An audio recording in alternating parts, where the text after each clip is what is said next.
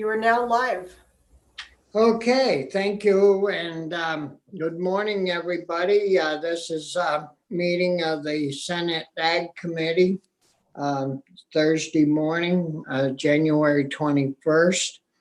And the meeting is in regards to an act relating to food residuals on farms or for farming. We have a host of witnesses with us and this morning to give us an update on how that's been going since last, well, it was almost in the fall, I guess, when we finally got done last year. And we want to move forward with this issue and get it resolved so that we can continue to use food residuals as composting on farms or for composting on farms. I guess is Peter with us, Kathy, or are you filling in for the commissioner in regards to this? Thank you. Commissioner Walk is going to be here, but he had another meeting, so he was hoping that Carrie Jaguar from the Agency of Ag could start, and it would be more appropriate from our perspective to have the Agency of Ag start. Is Carrie here? Yeah. I don't see Carrie on the screen. Oh, there he is. He is with us. Again. Morning, Carrie.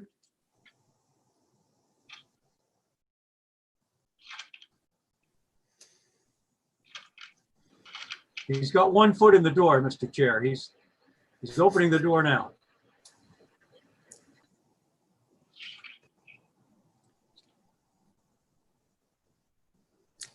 Carrie, we were talking about you. Yeah, I haven't found him yet. He's here, struggling with the technology. There he is. Good morning. What is it? Too early for you, Carrie? Oh, yeah, it is. I'm still trying to get there from the cafeteria, Senator. Yeah, I am too. Got stuck in the hallway chatting with people. Always happens. Well, I'm glad to have you with us, Carrie. The issue, of course, is the food residuals being used on farms for composting and for chickens.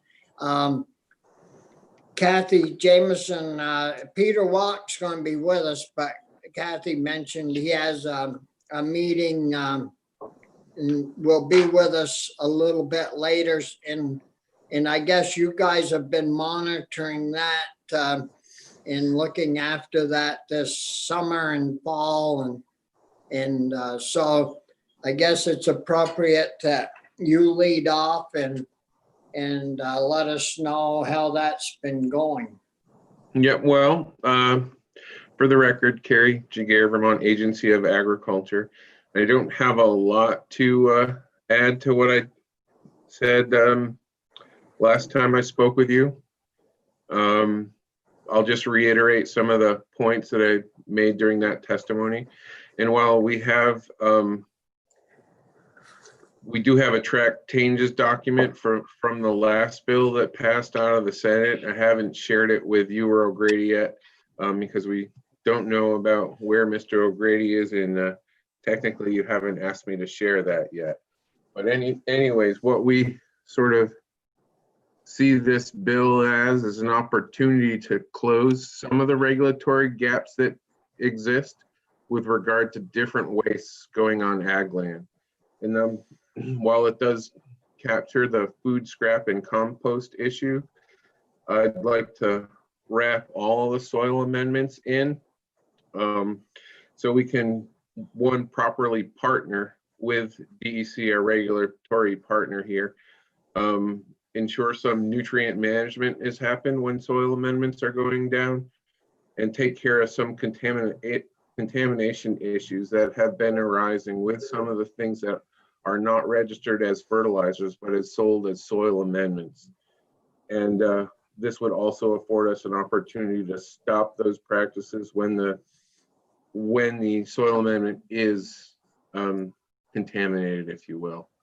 And some of those are the things that you see mentioned in the Farm Bill as biostimulants, but it also would include some of the waste that we see going on farms now, and that being the short paper fiber, the Class A exceptional quality biosolids, and some of the other ash components that don't really have any liming potential, but they do make it onto farm fields. And nobody's sort of overseeing whether or not those are appropriate to be used on ag land. And what is that, the material? I briefly mentioned 3 of the wastes that we do see end up on ag land, and that would be the Class A biosolids or dried sludge that doesn't go through the DEC biosolids program. The other is short paper fiber that gets distributed to farms as a soil amendment, or they also distribute ash from incinerators to farms and spread that on farm fields. And those particular products, to name a few, are not registered as fertilizers.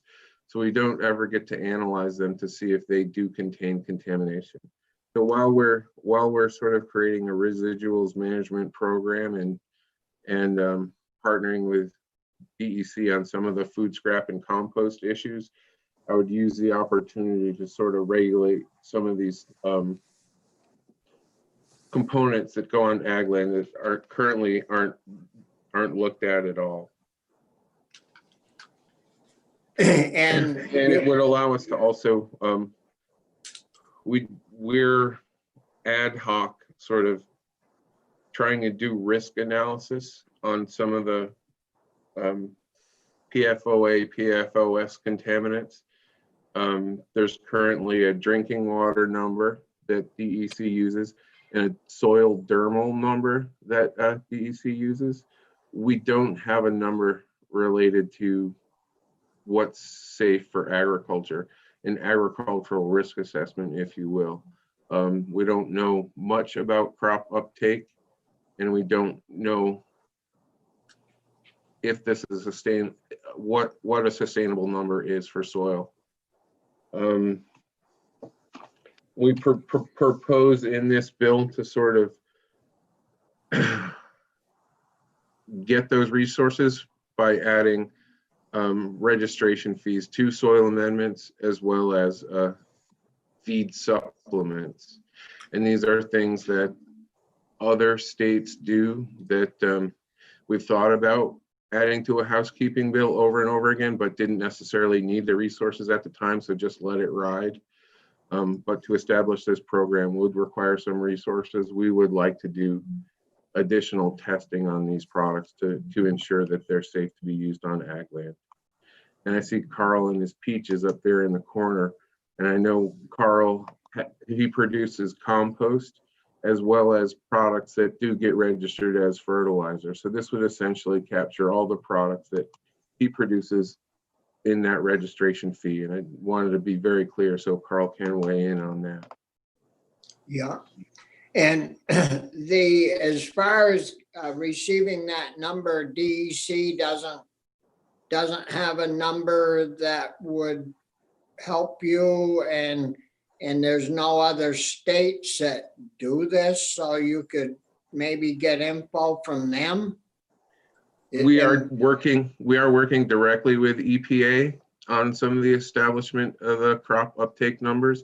We have reached out to Maine and New Hampshire, as well as folks in Nevada and New Mexico.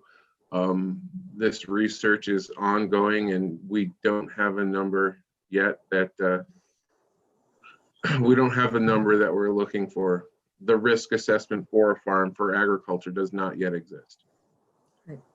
Well, last session, I think it was this spring, we got information from some farms over in Maine that was taking on municipal waste and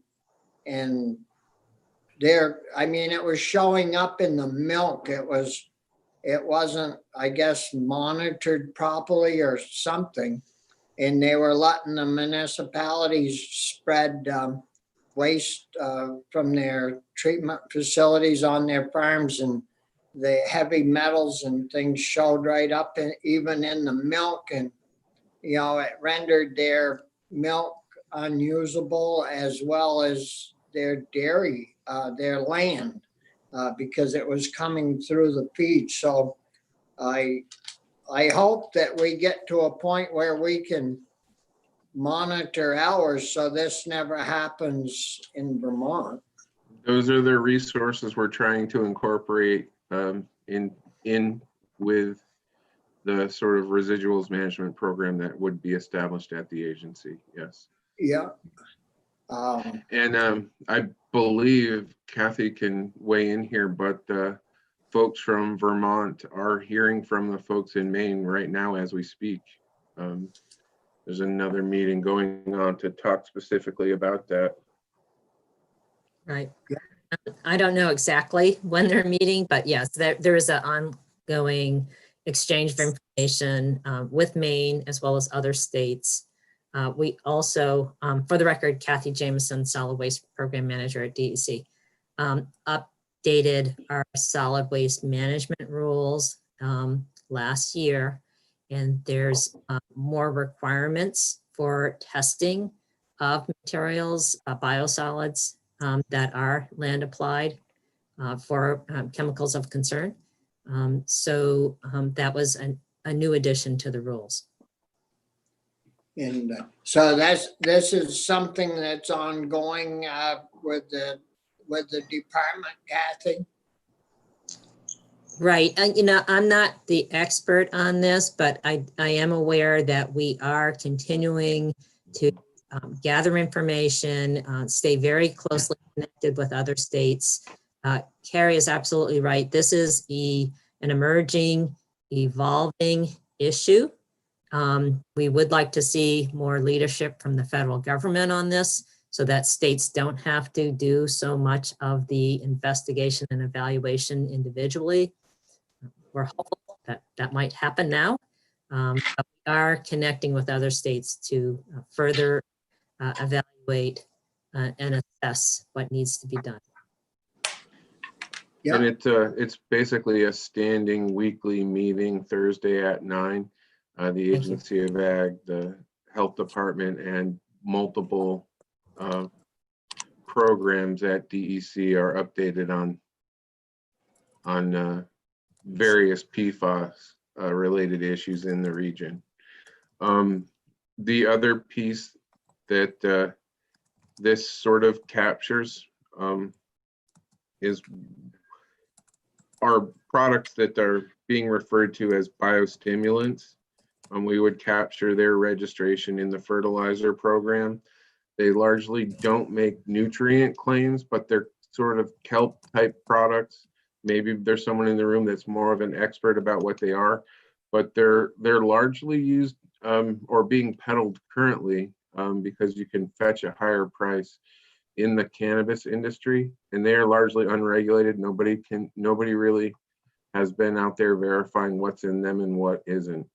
Sometimes these biostimulant products do contain low levels of known pesticide active ingredients, but since they're not registered and not regulated, it's hard to tell. So this would also provide oversight of a lot of the products being sold as biostimulants that we do see being marketed in the state. The humic acid / kelp / crab shell chitin products. Yeah. Mr. Chair, can I ask a question? Sure. Sorry, I've got a lot going on this morning. I'll be on camera before too long, but So Carrie, just to see if I could summarize, so that, make sure I'm following here. The agency right now regulates pesticides. We all understand that.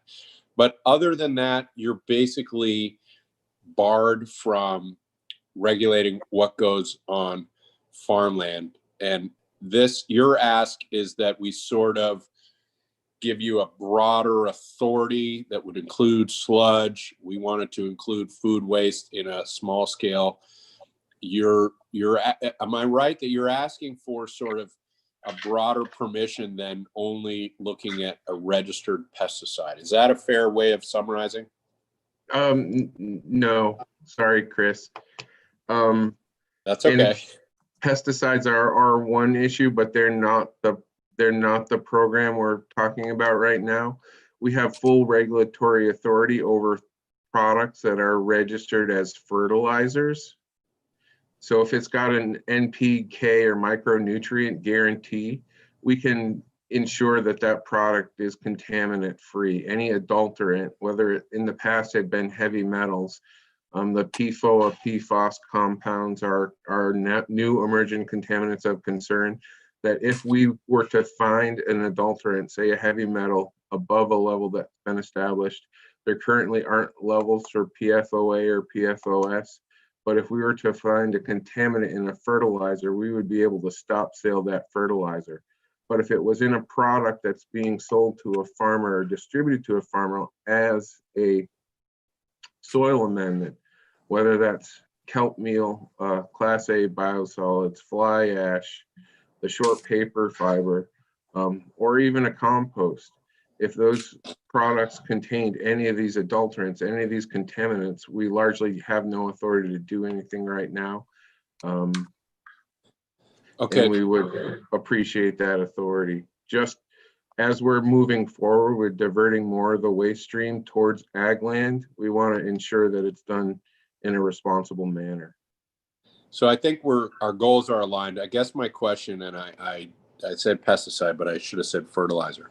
Basically, you have a limited way of, you're limited to the products that trigger your authority today on what Yes. goes on farm fields.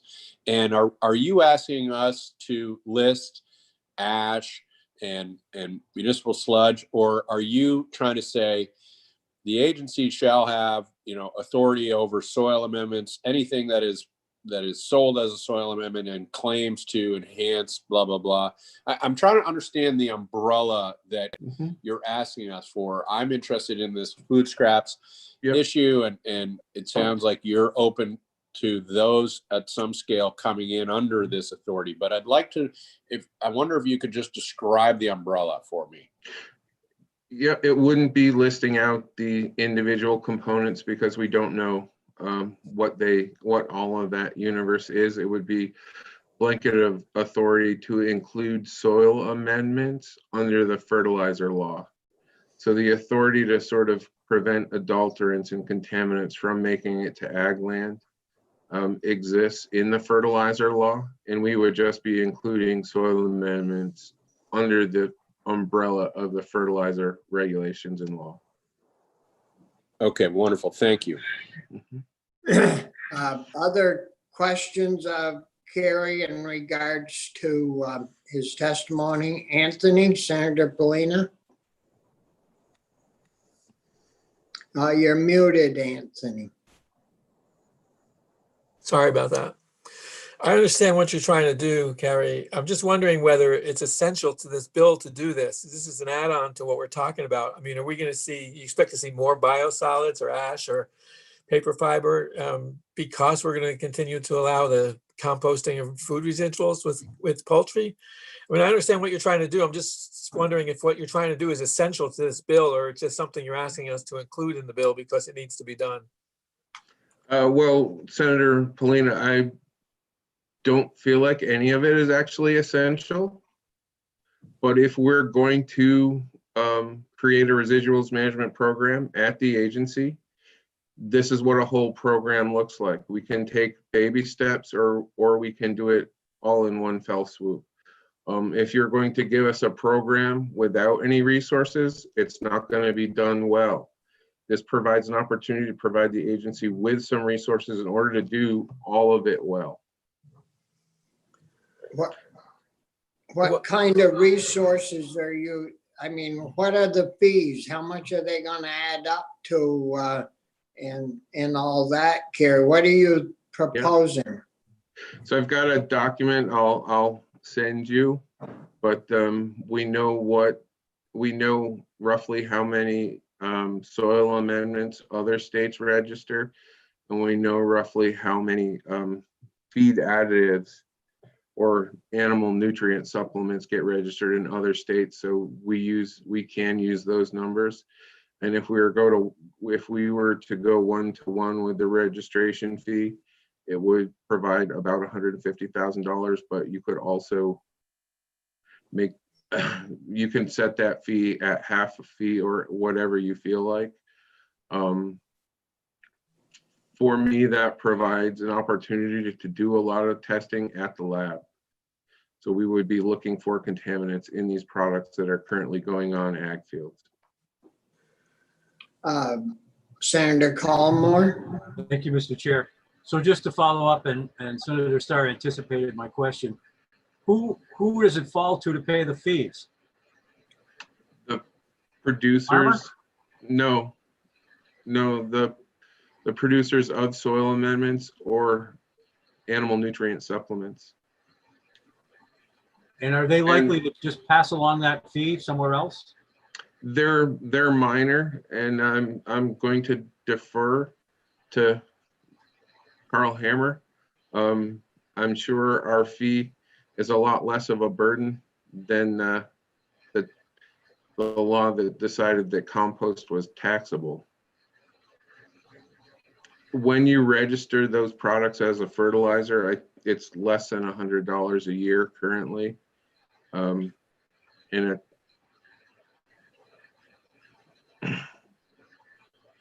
thank you. And Senator Polina?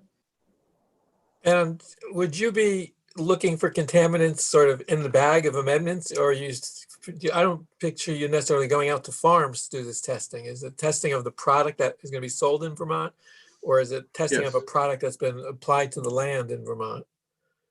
It can be either, Senator Polina. Our fertilizer program, we both sample fertilizer from the bag. We'll either probe a bag. If it comes in a bag, we'll probe a tote that comes to a farm, the fertilizer spreaders. So we will take samples on the farm or in a store, either way. And that the fertilizer program is slightly different, because if a farmer's fertilizer is not compliant, the farmer gets reimbursed for what he was shorted. And a contaminant is found, let's say on a farm test, it would be the manufacturer of the amendment who would be responsible, not the farmer? Correct. Yep. We've had this issue with certain registered fertilizers in the past that we prohibited from sale in the state. Right. There's Thanks. a product from Scottsdale, Arizona called Ironite. We had a heavy metal problem with about 15 years ago. And we prohibited that from coming into the state until they remedied the issue. Yep. Other questions for Carrie at the present? No. If not, Carl, did you want to comment on the issue of fees versus adding that to this bill, and how that? It sounded from Carrie's point of view that you've been being charged a fee, or? Excuse me. I have some, in terms of this bill, I wonder if this is the right place for it, or if some other bill is the right place. I'm concerned that this bill get through and clearly establish that feeding otherwise squandered community food to poultry is a farming activity. That said, I think there should be a coherent management of amendments other than fertilizers and as defined of guaranteeing a fertilizer value or pesticides. I think all of these things that fall outside the box, biostimulants, short paper, et cetera, should be assessed for their contamination to protect our tillage base and our people and our food. But I'm not sure they should go together. As far as the fees, that I agree, the fees for fertilizer are nominal from a manufacturer's point of view. Yeah, and I mean, we don't have any fees in our proposal as of yet. Why couldn't we add that to a fees bill? Or Carrie, are you up for fee changes this session or not? But shouldn't that or couldn't that be added to a fees increase bill?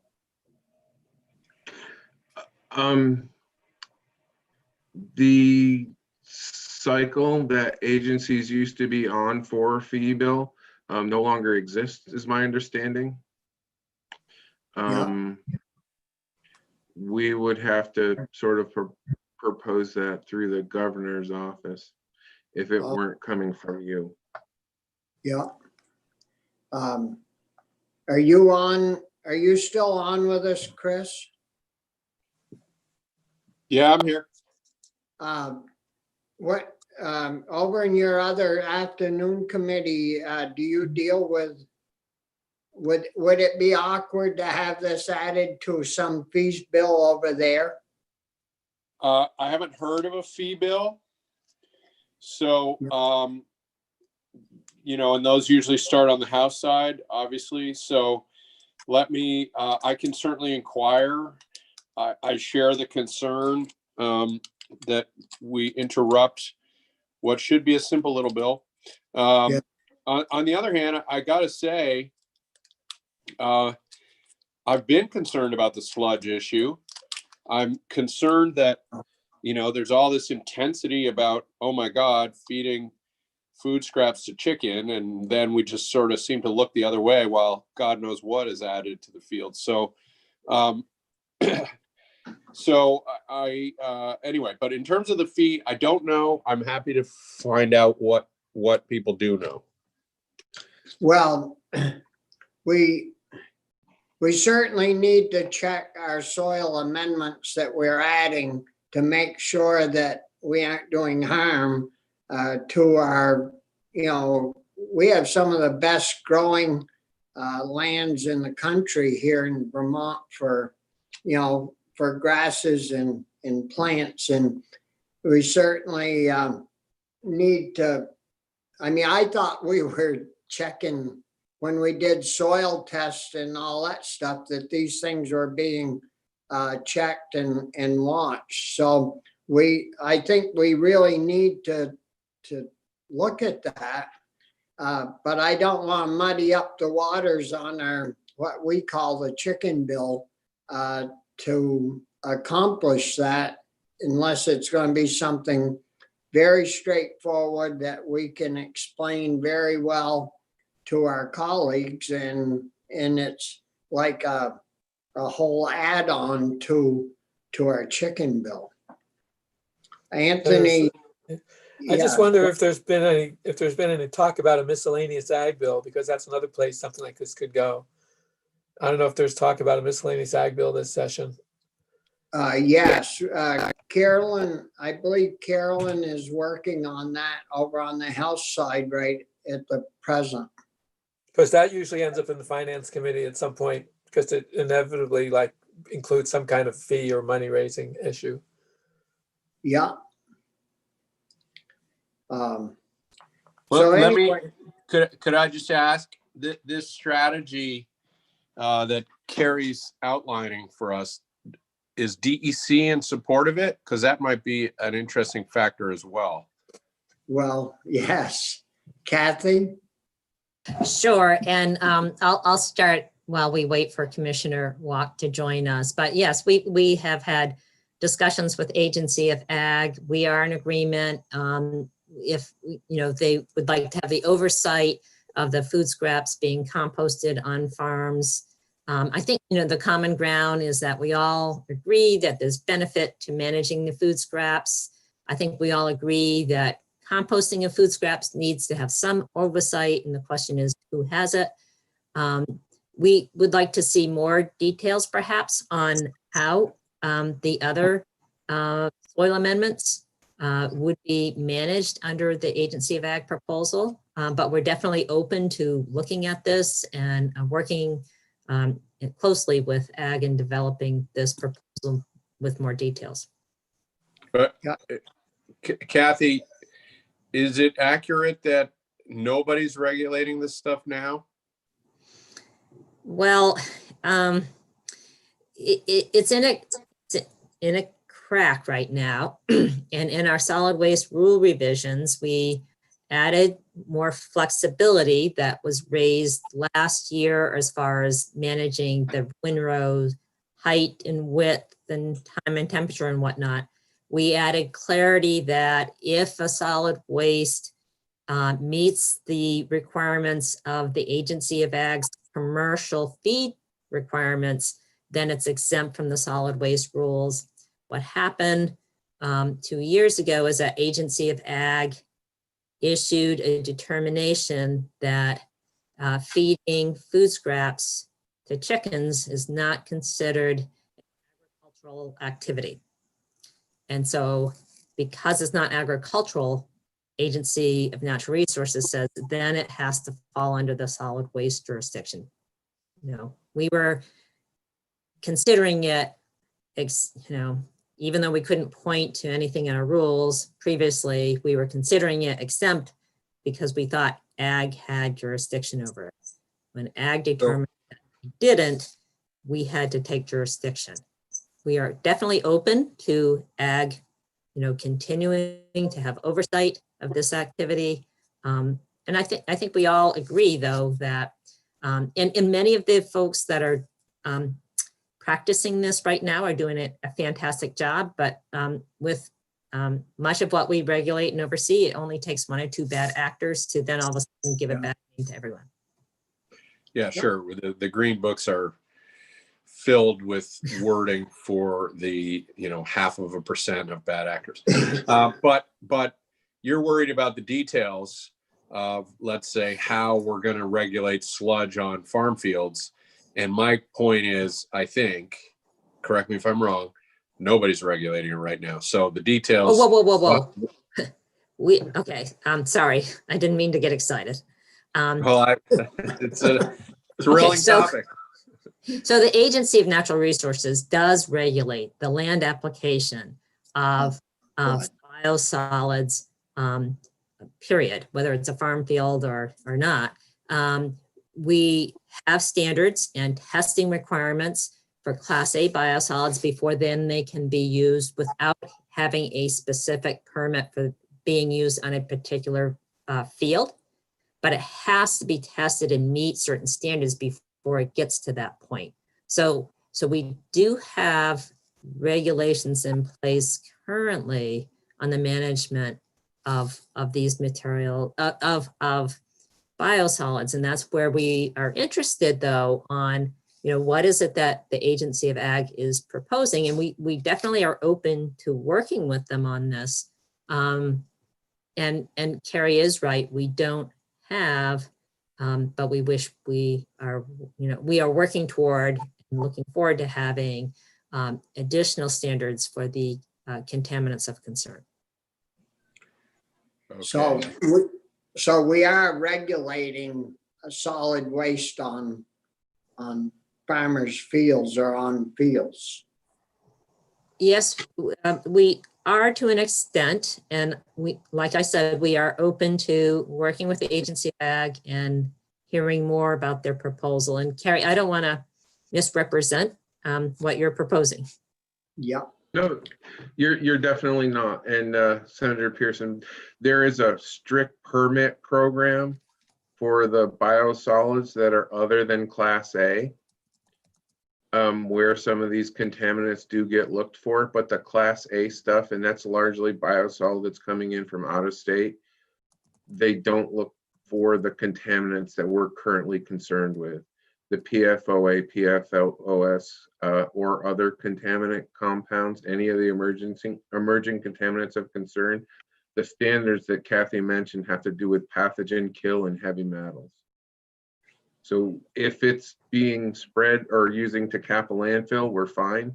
If it's going on ag land, we would like to weigh in on or do a risk assessment on what's appropriate. Anthony? I guess I'm going back to the same question that I asked before in a little different way, Kathy. It seems like you're saying that there's two issues. One is the oversight of the poultry composting on the farm. The second is this testing for the biosolids and the amendments. I mean, I understand you want to work with the ag department on the amendment issue, the testing, but you're also supportive of the defining the authority of the ag department over the composting of residuals. Do you feel that is it necessary to be in the same bill? Would you be just as happy if we went ahead with our proposal to give the authority over composting poultry to the ag department, but put the amendment issue into the miscellaneous ag bill? Do you feel that they are intrinsically tied together for you folks? Well, fortunately, Commissioner Walk just joined us, and I think that's an excellent question to let him address first. Good morning. For the record, Peter Walk, Commissioner of the DC. I apologize for being a little bit late this morning. I had to take care of some other things, and you were in capable hands with Kathy. Senator Polina, that's a great question. I think that they are issues that are related in terms of our work to address soil amendments in partnership with the Agency of Ag, but there are, but if the committee chose to approach them separately, I think that's possible. I think it's important for us to discuss all of the potential challenges as they interact together, so that we're thinking about it holistically, but certainly understand, sort of the nature of your concern. Well, it's quite important, I think, to us as a committee to do both, but as far as using food residuals on farms and using that to compost, I think, we've done a lot of work on that part, and I think we feel pretty comfortable moving forward with that and getting that done. As far as the other issue, the other part of this whole issue that's come up, I think it would be great if the two agencies got together and worked with one of our draftsmen or one of your own people to draft up a proposal that you both can agree on to deal with all this testing and the registration fees, the whole 9 yards, and get it to us, and then we could analyze that part and get it into a miscellaneous ag bill later on in the session. Is that any kind of a proposal that would work for the two agencies, and what does the committee think about that? Anthony? Well, I just think it would be, I think what you suggested is good, that they get together and come up with something they can agree on, send it to us, and then we can decide then whether we want to attach it to the chicken bill or not. It gives us the option, knowing more clearly what we're talking about. We may decide it's fine to go with the chicken bill if we feel okay about it. We may decide it's too heavy a lift to add to the chicken bill, and we want to wait for the miscellaneous ag bill to give it more time to germinate, ferment. So I think having them agree would be great first step, and then we would make a decision for ourselves as to whether or not to combine the two issues or whether to go ahead with the chicken bill on its own. Yeah, Brian? I agree with your suggestion, Mr. Chair. Yeah. Me And what too. about, I agree. yeah, is Chris still on? So, Yeah, I agree. I agree. Senator Starr, if I may, I would say that we have been talking about these issues with the Agency of Ag for 2 years now, effectively, and thinking about these challenges. I don't think there is disagreement over the approach. And so we're happy to bring it back, but I think we're pretty much there with the language that they've drafted. So I don't think you're at a sort of a noting previous challenges that have existed between the Agency of Natural Resources and the Agency of Agriculture and Markets. This is not one of those areas where we have a significant difference of opinion. So we do have language drafted. So, Senator, I have a marked up version of S-265 from last year, which this is largely a copy of, that when the bill did make it to the House, that has been shared with the Agency of Natural Resources. Peter and Kathy have taken a look at it. I have not sent it to you because we talked about it yesterday and wanted to make sure that folks in the programs at DEC were comfortable with some of the language. So I haven't shared that with the committee yet. I'll do one more circle back with Peter, and if it's all right, I will share that with Linda and she can share it with the committee. Yeah, and the other issue, I mean, it really isn't, it hasn't been a problem yet, is that Michael O'Grady hasn't been able to be with us yet this year. So, you know, we haven't had his expertise to help us with any of like the issues that you're bringing up today.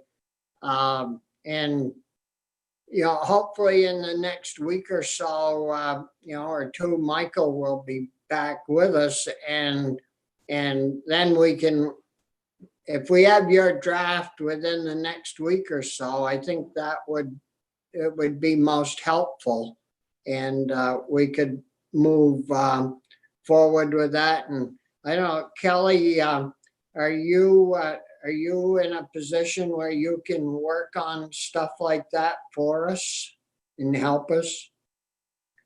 Yes, good morning. I am. I can work with the other attorneys at Legislative Council to work on language like this. Michael O'Grady is still checking emails occasionally, so there may also be the possibility to check in with him. I'm not sure exactly what his availability will be over the coming week or so, but I am still in communication with him and the other attorneys at Legislative Council. So yes, to give you a short answer, I can. Well, so Carrie, if you folks get that put together and get it over to, well, you could send it to Linda and she'll get it to us, but send it to Kelly.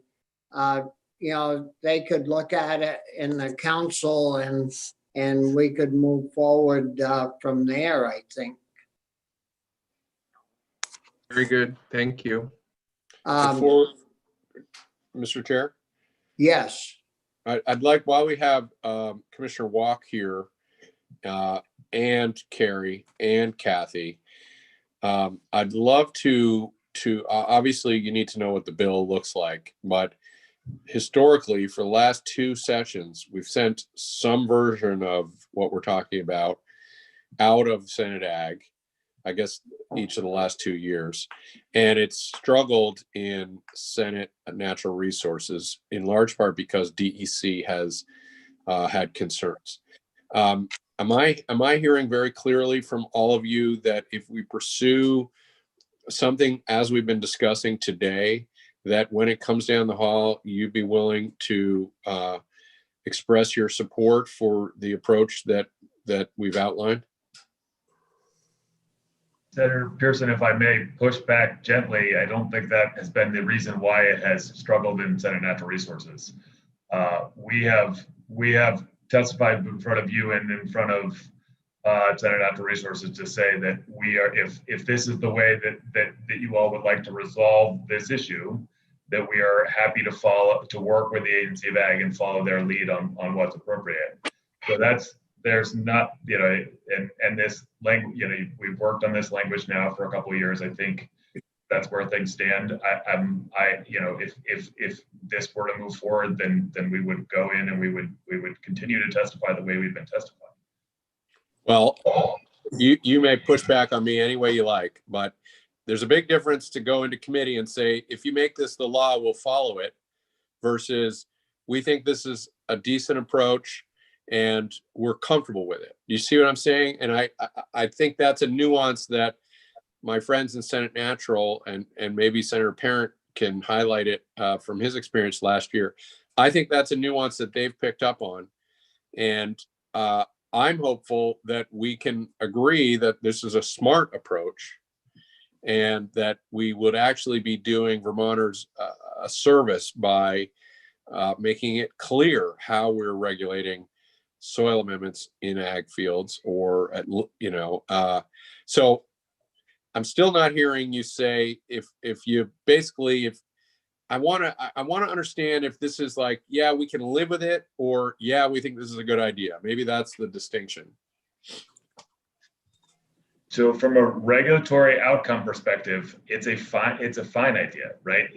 You're creating the same sorts of requirements that we would impose on farms. You're simply just changing who the regulator is. If that is your choice, that's fine, right? It doesn't change. So from our perspective, it doesn't really change that dynamic. And so that's why, sort of from a policy perspective of the agency that currently regulates compost activities, as long as the things don't change, it's really not a difference to us. If as you're getting testimony from the farmers and other stakeholders that say it would be easier if we had the same regulatory sort of oversight across the board and have that be through the Agency of Ag, then that makes a ton of sense, right? So I guess we have not gone in there in any way, shape, or form and suggested that we don't think that the outcomes are going to be the same. So that, and we can reiterate that in more forceful tones, but it really isn't a difference from our perspective. All right. So, well, it would be nice, Commissioner, if you could. That's a rough committee to deal with, as far as I'm concerned, as chair of Ag. It seems like they don't want to lose any of their turf. They really get tight about losing any of the things that they're legislatively responsible for. I think that's a small thing to look at. The main job for us legislators is to get the job done so that it gets done and everybody that's involved is happy with the results. And the farming community has spoken loud and clear that they don't mind being regulated, but they would like the ag agency to do it, who they are accustomed to working with.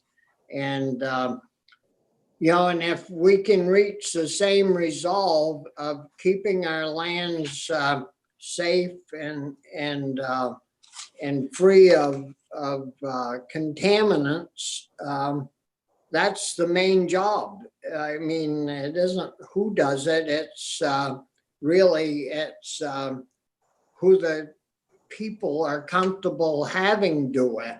And so anyways, we should move on and hear from our other witnesses that are given their time and that are here with us today. is there anyone that is in a time crunch and they have to leave fairly soon, or we can move down the list? I have Maddie on the list next. Maddie Kemper from NOFA. Did you have comments that you would like to make, Maddie? I do, Senator. Unless anybody else does need to leave early, I'm happy to speak to them. It doesn't sound like it. So yeah, thank you. Thanks for having me. For the record, my name is Maddie Kempner. I'm the policy director at NOFA Vermont, which is the Northeast Organic Farming Association. So as you know, and as the current version of this bill addresses, composting is a foundational practice on many farms, and especially, but not limited to, the organic farms that we work with, and other farms using a sort of closed loop system where all nutrients and organic matter on the farm are recycled back into the soil. It's an incredibly critical practice for managing what would otherwise be waste products on farms, turning them into healthy biologically active soils, which then help store and clean water, provide necessary nutrients for plant and animal growth, and sequester carbon. And I share that just to say that we at NOFA feel like it really needs to be widely encouraged and incentivized. And along those lines, we're really appreciative of, as Carrie pointed out, the way this bill closes some of the gaps and clarifies the various regulations that apply to composting and management of food residuals on farms. We are supportive of the rulemaking authority provided in this bill to the Agency of Agriculture, and for this bill's provisions that directly include composting in the definition of farming. This is an important recognition of the state's established food recovery hierarchy as well, which is food for animals, composting above energy recovery, for example.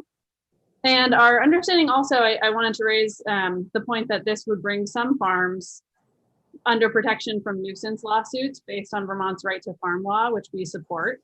And essentially, as you all probably know, the right to farm law states that the agricultural activity will be presumed not to constitute a nuisance as long as it's conducted in accordance with federal, state, and local laws and regulations, including the RAPs. It's consistent with good agricultural practices. It is established prior to surrounding non-agricultural activities, and that it has not significantly changed since the commencement of prior surrounding non-ag activities. And I raise this point just to say that given that the farming practice, in this case, composting or poultry foraging on food residuals, must have been established prior to surrounding non-farming activity, we are still concerned about whether this protection under the right to farm law would be granted to farmers who may be new to the practice or wanting to. So this is just something I flagged for the committee. I think it's less directly related to the Agency of Agriculture's rulemaking authority as provided in this bill, but it does pose bigger questions about the scope of the right to farm law and its role in supporting innovative ag practices going forward. Essentially, if the extent of the protections under the right to farm law are only granted to those who are already using a particular practice prior to their neighbors' non-farming activities, this necessarily limits the scope of the right to farm law to what may be considered good agricultural practices now, when we know that many of our most progressive, ecologically beneficial farming practices are actively being challenged and are not well supported by existing laws and regulations. And this is sort of unrelated, but it's, I think, a good comparison in this sense that the adequate shelter law, which we have raised as an issue to your committee, is a good example where regulations are not keeping up and in fact are directly threatening some of the most progressive management intensive rotational grazing practices used by grazers in Vermont. And so we are concerned that, for example, that type of practice, as well as people wanting to adopt the practices that are kind of newly allowed and regulated by the Agency of Agriculture under this bill, would not necessarily be granted protection under the right to farm law. And then a couple more brief points I'll just say. We would really like to see clarity in the definition of that the definition of an agricultural product also includes compost principally produced on the farm. And ideally that would solve some of the issues with taxation that were raised earlier, as well as just making this practice more consistently seen as agriculture and an agricultural product throughout existing law and regulations. And then finally, and just broadly speaking, we really support any legislative or regulatory changes that seek to keep our food residuals here in Vermont. As I know your committee is aware right now, a significant portion of our food residuals are shipped out of state. And we would really like to see the use of those food residuals in any way incentivized to be used directly in farming systems as animal feeds or soil amendments, or processing into compost for sale to increasing numbers of home gardeners and homesteaders. Yep. Thank you. Thank you, Maddie. Any questions from committee members of Maddie?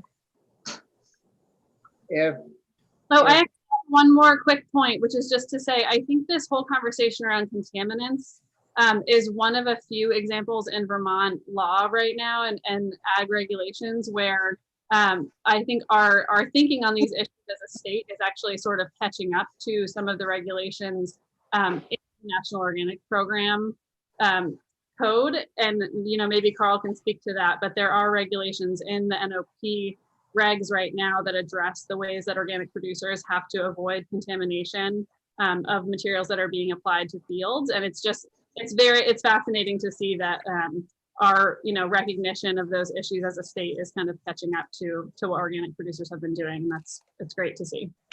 So thank you. Yep. Thank you. If there are no questions from the committee, we'll move on to Caroline Gordon of rural Vermont. Yeah, thank you, Chair Starr. For the record, it's Caroline Gordon with Rural Vermont. I'm the legislative director of the organization. So I'm here to speak today mostly in appreciation of your committee picking up this issue so quickly at the beginning of this session. The draft you shared is what we've been expecting. This is what has been passed out of committee last year. And maybe just to provide a little bit of context for those who might listen and have not been familiar with the issue, from our perspective, Rural Vermont is working with a group of pioneering poultry farmers, the Poultry Farmers for Compost Foraging that Carl Hammer and Kurt Erickson from Vermont Compost are part of and are here today as well to maybe speak to some of the specifics on how to avoid contaminants in their materials, on basically defining what is already in the law. And that law is the Universal Recycling Law, where some of you of the listeners might also know, since last July, every Vermonter is tasked to separate and recycle all food residuals. And in the law, there is an organics management hierarchy, which basically outlines what to do with these food residuals. But what was not in the law, and this is what we're working on here today, is to define what using the material for agricultural use means. And by having that be defined, when farms import food residuals and compost the food residuals or have hens forage on that and produce low-cost eggs, that means we have a practice that is defined as agriculture and thereby have all the agricultural exemptions apply, exemptions that are daily bread for farmers to make their practices a little more viable than they otherwise wouldn't be due to the regulatory burdens that other practices experience. So it's basically filling a gap that the law previously has not been closed. And so I'm really happy that we can pick up this work here.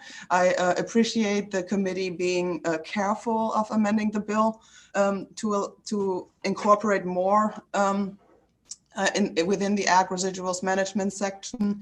Of course, we're also excited to seeing the language both agencies are working together on in that regard. And, before we see anything, we don't have a strong opinion, I would say. But of course, I want to not miss the opportunity to make a brief statement on the fee question and the liability question and just point to the existing law there as well. I noticed in the conversation last Friday that it's currently, it might not be regulated who has the liability for ensuring that the materials are not contaminated. I want to say very clearly, this is already decided in the law. The law states, and I can cite from the provision, that every Vermonter is tasked to separate food residuals from other solid waste provided that a de minimis amount of food residuals may be disposed of in solid waste when and only when a person has established a program to separate food residuals, and the program includes a component for the education of program users regarding the need to separate food residuals. And then I add on at the source. So this is what we call in the jargon source separation. That is what is prescribed in the law. So the liability for providing clean material is at the source, those who create food residuals. And we would like to see that enforced as well. But of course, it's also a matter of practicality, but I just want to be very clear that the question here is, where does the incentive go? And I'm totally with NOFA Vermont on this, and we want to see this be a bill and a way of regulating this issue that is incentivizing farmers to do this practice. So we are very careful about any kind of burden that might be put in the way to diminish this incentive that we're trying to set here. So thank you all. Yeah, thank you, Caroline. Are there questions of Caroline at the moment? If not, Carol, did you have more to offer at this time? Well, depending on, yeah, I mean, I would say that we have been feeding food to poultry, community food, for over 20 years now. Many things have changed enormously in the last year since we started the process of developing legislation to affirm the practice. The food has, we a year ago, Thanksgiving, found out that we would be getting no deliveries of food overnight.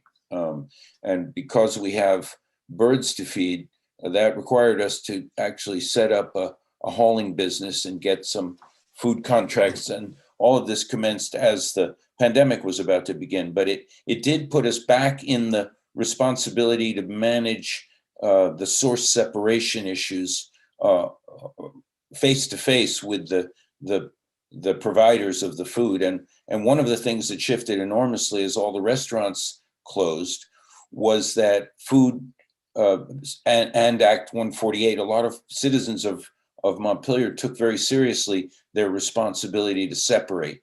And so we operate what I guess might be an illegal transfer station on Main Street in Montpelier, where citizens are encouraged to bring their separated food. And we've seen a tremendous surge. And we never used to count that because we were getting so much from the commercial side of the thing. But we now realize that we're getting almost 50 48-gallon totes a week. And we really became dependent on that for actually feeding our birds.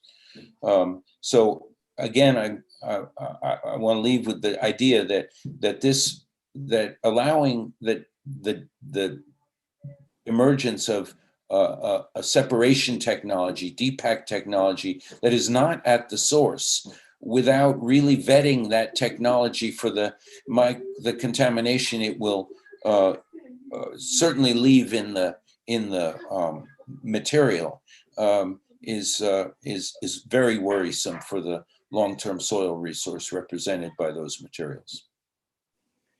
Yeah. Any questions at this point for Carl? If not, we'll move on to Kurt. Kurt, you're with the Vermont Compost Company, and you've been on chatting with us in regards to this before. So would you like to give us some pointers and updates on how you folks are doing? Sure thing. For the record, Kurt Erickson, Vermont Compost Company. Senators, thank you for having me, and thank you for picking up this bill again. We've faced some challenges. It's, obviously the last 12 months has been a struggle for everybody. But at the same time, we've kind of seen communities come together. We, as an organization, have had, farms reach out to us about developing compost programs on their site. We're kind of, looking at these different issues that are starting to arise with climate change, and more farmers are thinking about, nutrient cycles and soil organic matter and carbon sequestration and all of these things. And going back to the contamination issue, that Maddie pointed out, one of the things that we're kind of grappling with is it's really comes down to just the difference in perspective. So we have one agency that's looking to kind of manage this waste stream, and another agency that has a little bit more of a focus on, what are we putting on our soils? And what's that going to look like long term? And farmers are thinking about this at the same time. We've been working with NOFA Vermont for, decades now on the contamination issue. They have a very different perspective, as it regards to the National Organic Program in terms of, what's acceptable contamination and what is not. I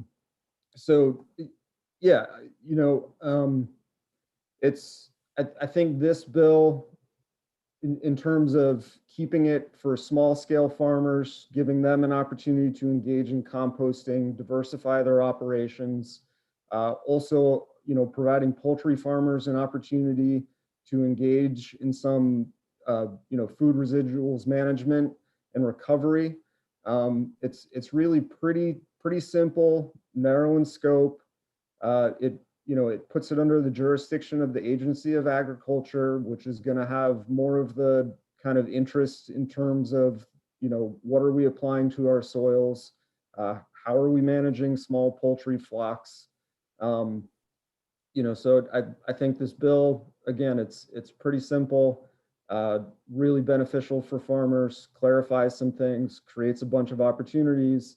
Going back to the bigger issue about, these other needs for management, I think absolutely we need to be having these conversations. Absolutely, we need the agencies to be working together and sharing their different perspectives.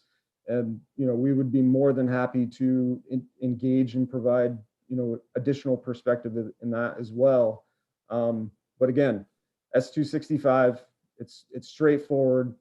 It really gives farmers an opportunity to, maintain their soil health, manage some community, nutrient cycles, it's only going to get more and more important for farms as the years go past. And that's really all I have to say. So thank you. Yeah, thank you. And,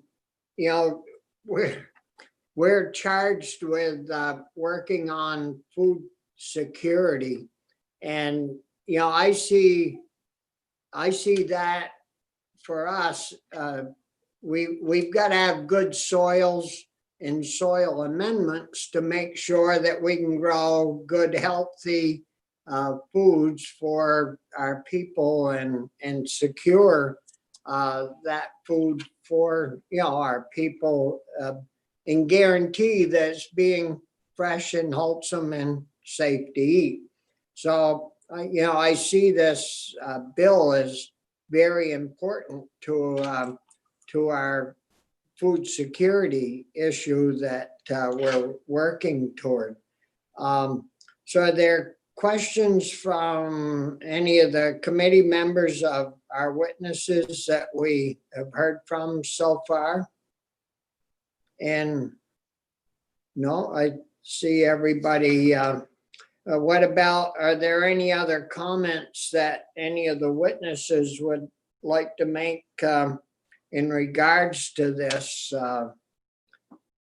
The only issue I see that that we need to get accomplished before we move forward is that the two agencies, and I don't know if Carrie and Kathy are still with us or if the commissioner's still with us, but it's very important that they work together and get this language, draft language to us, within the next week or two, so that we can move forward with some good legislation that hopefully we can all get behind and support and get done this year once and for all. So if there are no other comments, I'd like to, again, thank all of you folks that have given of your time this morning on this subject, and we'll circle back once we get that draft from the two agencies. We'll look that over. Kelly will get that drafted up in some form for us to start from, and we'll circle back once we've looked at it and understand it and get you folks back together. We'll try to give you enough notice so you can plan to be with us again in a few weeks. So with that, if there are no other questions or comments, I'd like to thank you and for your time, and we'll see you in a couple of weeks, hopefully. Awesome. Thank you all. Thank you. Yep.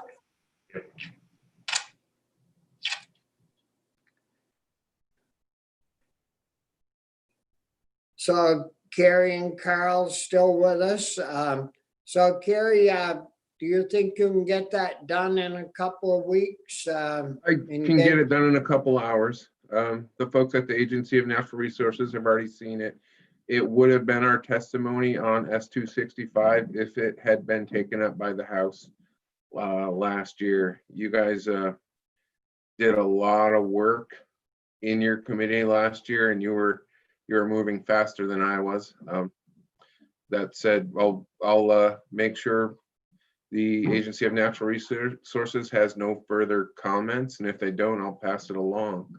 A couple things that this does, keeping it in this bill, it ties the sort of resources to the residuals management program. If you separate them, just make sure you're directing the funds back to sort of residuals management. An offshoot of this is, I'm sure something Carl would appreciate, is we do want to wrap our hands around ag plastics in a residuals management program eventually. Yeah, what about the last year? I think we heard that some of the stores that have outdated meats, they throw the wrapper, everything into the container and they ship it off. Is there any way that we can deal with that issue so that that product could stay and be composted here in Vermont, or do we need it?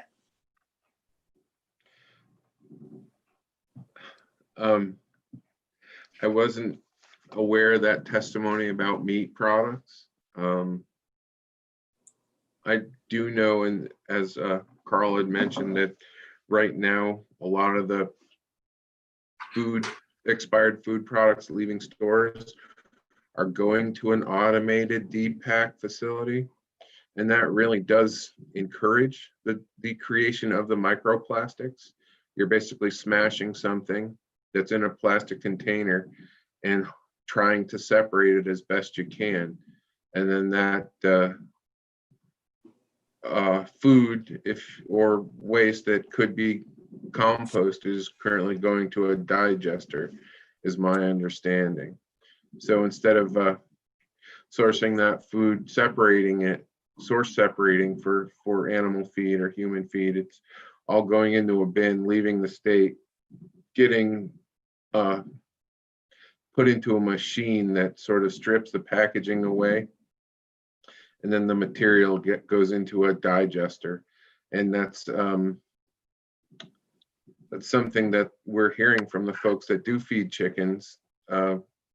Waste from restaurants and grocery stores is a waste of the resource.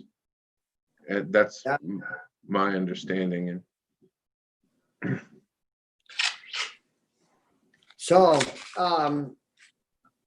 any other issues on our draft proposals at this point?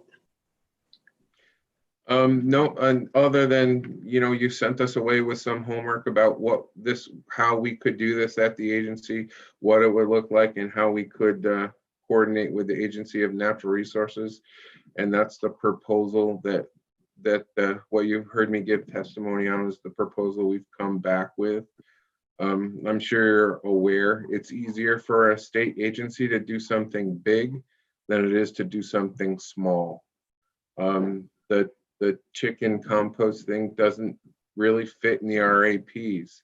The RAPs are primarily about nutrient management and water quality. This is something completely different.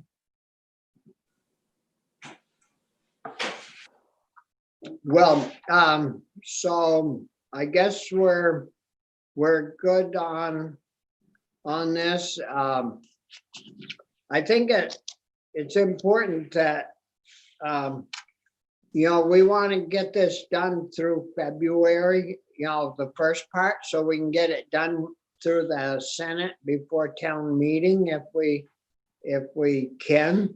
So it's important that we keep pushing ahead on this, and I'll give Commissioner Walk a call and share that this afternoon.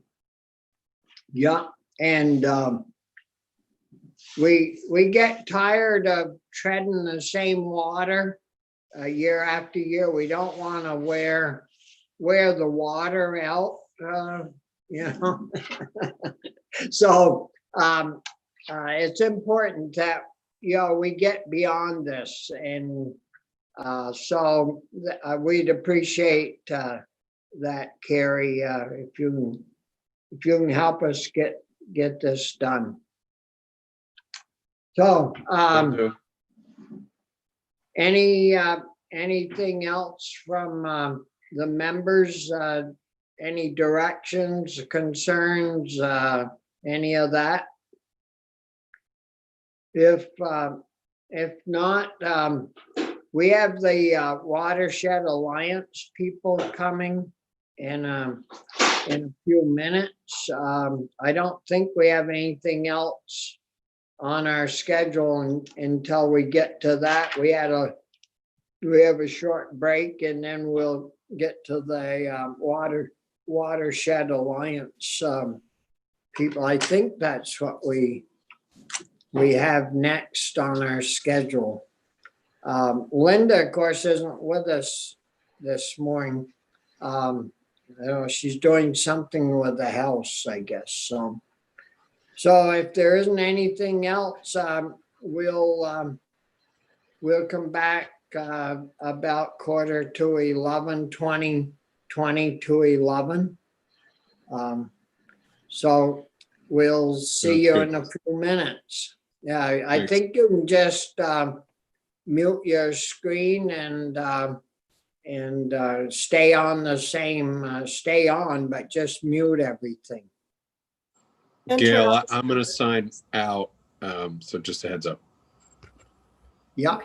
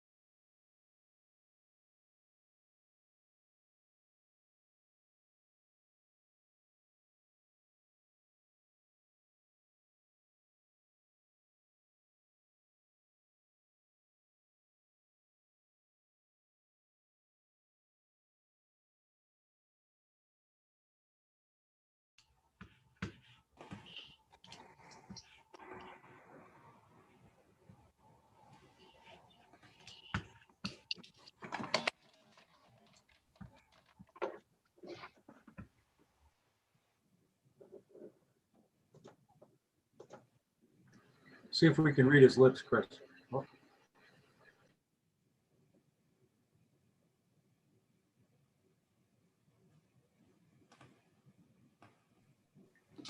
Okay, can you guys hear me?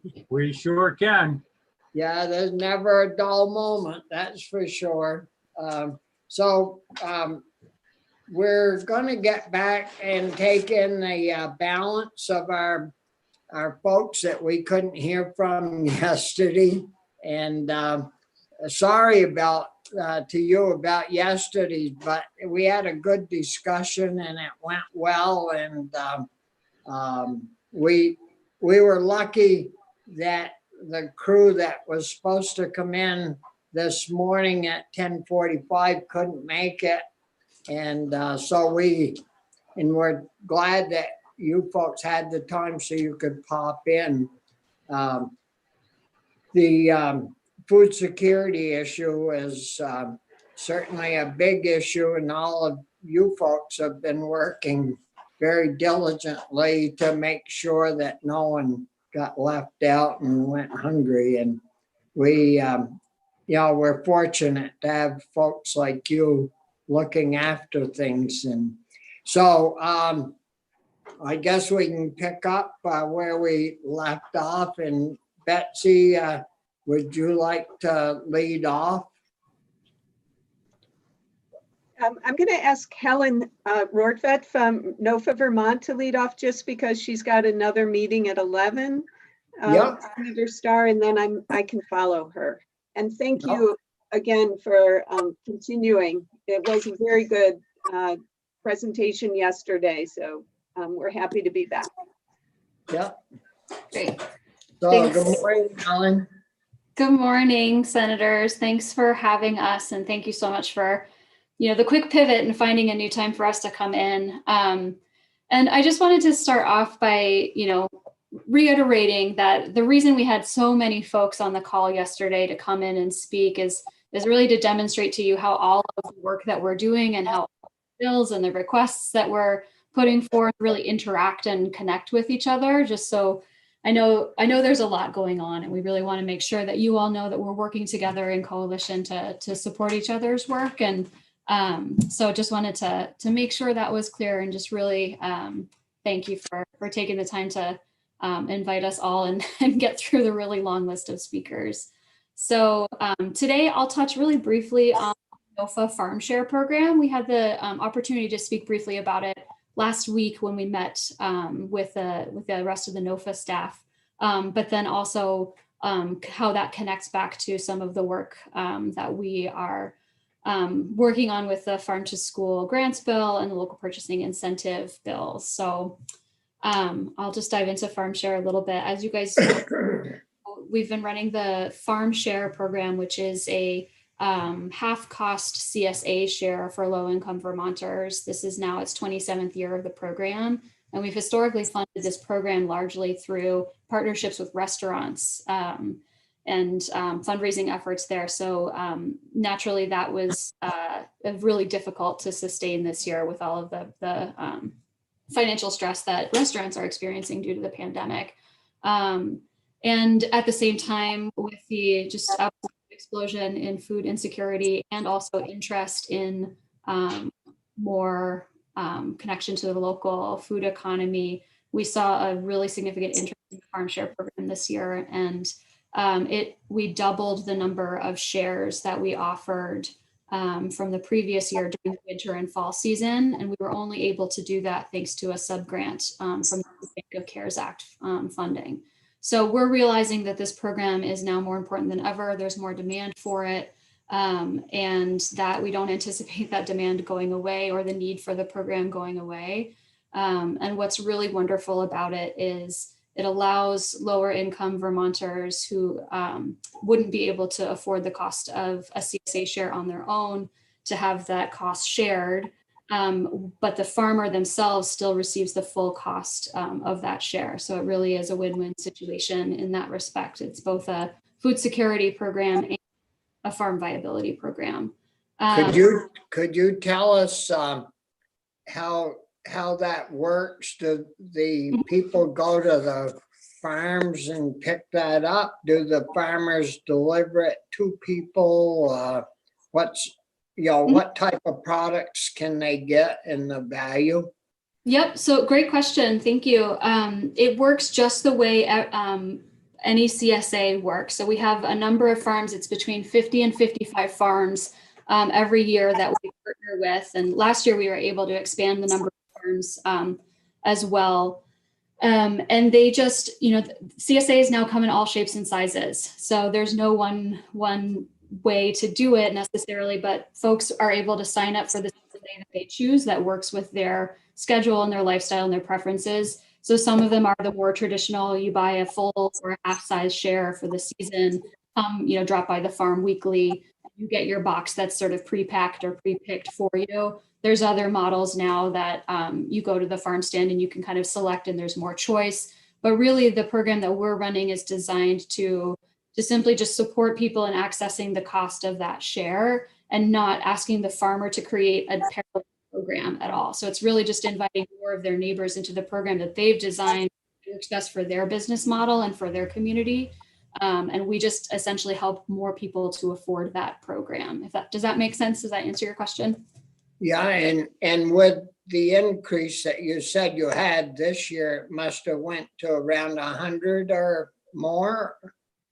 Farms or participants? Yeah, farms. Yeah, so this year I think we had a little over 60 farms participate. One of the ways the program has worked in the past is we always ask farms to match the funding that is provided through NOFA, and they do that through fundraising with their own members. So some of them will do things like add a checkbox on the application that says, yes, I'd like to add $25 to donate to the farm share program, or what have you. So the farms have shouldered some of the responsibility of fundraising for the program from within their community, and we were able to waive the match requirement this year with the sub grant, which allowed more farms essentially to be able to say yes to the program. There's value in that model in that there's ownership and there's buy-in and there's more commitment coming from the community. And at the same time, during a moment of crisis, like we've been experiencing this whole last year, sometimes those hurdles become a little bit more difficult to clear. So we've at least we were temporarily able to suspend that part of the program, and we're trying to determine what's the best path forward in terms of the sustainability. We don't want to leave money on the table from community members that want to support this program, but at the same time, recognizing that it does create additional work and additional burden for the farmers sometimes. So yep. It's a balancing act. Yeah, thank you. Yeah, great. So any other questions about the farm share program? Committee members, any questions? Great. Well, I'll just I just have a quick one. That's okay. I'm a little confused. I thought you said you relied on restaurants to do the farm share program. Yeah, so typically it has to fundraise for the farm share program. We've partnered with restaurants, and there's an event in the fall in October that we call Share the Harvest, where restaurants will donate a portion of their proceeds from that night or that week to the farm share program, and that funds our portion of the shares for that season. But of course, this year we weren't able to do that nearly to the extent that we used to because of the pandemic. So I was just confused. So they basically help with the fundraising is what they Exactly. do. Yes, they've been fundraising partners. And now of course, that doesn't seem terribly appropriate or feasible. Right. They need their own fundraising partners. Exactly. So, and I'll just close by mentioning I did share a program overview document with Linda, and it is available on the site for you all if you have further questions. And also just, the program is, $75,000 is not a whole lot of money, but it'll go a really long way in this program. And it has the capacity to generate about $250,000 of economic activity for our farmers. So it really is getting a lot of bang for your buck for a relatively small investment, but it is a program that a lot of families have come to rely on over the years. So we thank you for considering it. So, and feel free to let me know if other questions do come up. Very good. Yeah, thank you. We're always looking for good deals. Excellent. Glad to hear that. Well, So I'm going to pass it off to my colleagues Betsy and Faye. But just before I do that, want to reiterate that all of the programs that they'll be discussing, NOFA is fully in support of and behind, and so we're just trying to share the mic. So thank you all very much. Thank you, Helen. So Betsy, are you up now? Yes, thank you. And good morning. For the record, my name is Betsy Rosenbluth. I'm the project director of Vermont Feed at Shelburne Farms, and I coordinate the Vermont Farm to School Network. And I'm going to touch briefly on two requests that we have to the legislature this session that we think will make a substantial impact both on COVID recovery, but also long-term on the health of Vermont kids and farmers. But first, I just want to circle back to Abby Willard, talk a little bit about the $100,000 of CRF money that was directed to the Farm to School Grants Program, and that was all distributed. And Vermont Feed was able to leverage this funding with private funding from the Vermont Community Foundation to further support feeding kids in some of the smaller farm to school programs like in Albany and Troy, Bradford, Lowell, Springfield. So that was nice to see that public-private partnership and a commitment to making sure that programs could overcome some of the hurdles. Just to touch on what's happening and elaborate a little bit more from what you heard from Carol Kent yesterday in Lamoille, school nutrition programs are feeding kids in such a variety of ways and settings. And many of the programs, especially when they have a system in place, have been able to continue with their local purchasing. That's what we're finding statewide. Other programs really are relying on grab and go products. And in Vermont, there's just a limited supply that are made with local Vermont ingredients. And I think a number of schools and early childhood programs are also disappointed when they lost their supply from Thomas Dairy. So hopefully we'll be able to turn some things around, but we're hearing that. But what we do hear across the board is just a real desire of the school nutrition programs to be buying from Vermont farmers and buying Vermont products and supporting the local food system when they can. We also are seeing some similar adaptations in the farm to school educational programming with a shift to food security. So schools, you probably noticed, have been sending home seed packets in the spring and in the grow kits. They've been harvesting in the summer and fall from their school garden and distributing it to families along with other local product. But I think also what we're finding, one of the biggest impacts is the community partners that the schools have developed through their farm to school program. They've really been able to rely on quickly to help when they were pivoting during COVID. So that those community partnerships were there, they've relied on them, and they've just strengthened when they've needed volunteer or communication to families or whatever it might be. So this year we're asking you to fully fund the Farm to School and Early Childhood Grant Program at $500,000. We feel it's a critical year to support schools in their effort to be feeding families and improving the health of our kids, as well as supporting farmers. It's especially with the early childhood programs, knowing that young children's brains are developing, 90% of that development happens before they're 5. It's just so critical that they have good nutrition and healthy foods, especially while they're developing their tastes. The technical how much have we put into that in the past, Betsy? So the last several years, the legislature has added one-time funding of an additional 50,000, and the governor's budget at level funding does not include that 50,000. So this year, what we heard from Abby yesterday is the program will be at 171,000. It's been up. And we need 500. Yeah. Well, hopefully some federal money will come through that, COVID money that we can use. But I think it's important for our committee to know the numbers that we're going to need to promote to, accomplish our mission.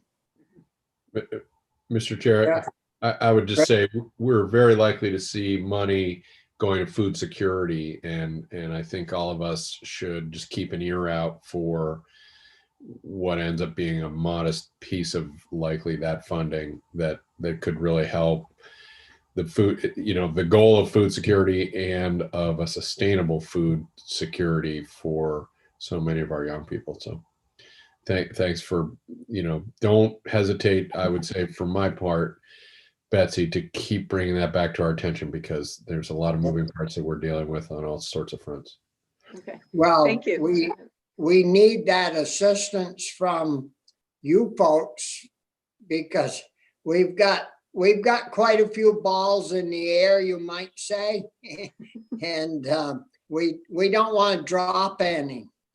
Yeah. So hang with us and don't be shy about reminding us that, we need this. And the 500,000 that you were talking about, that would cover what we have been doing this year, next year, or what we did last year, this year. Yeah, that's right.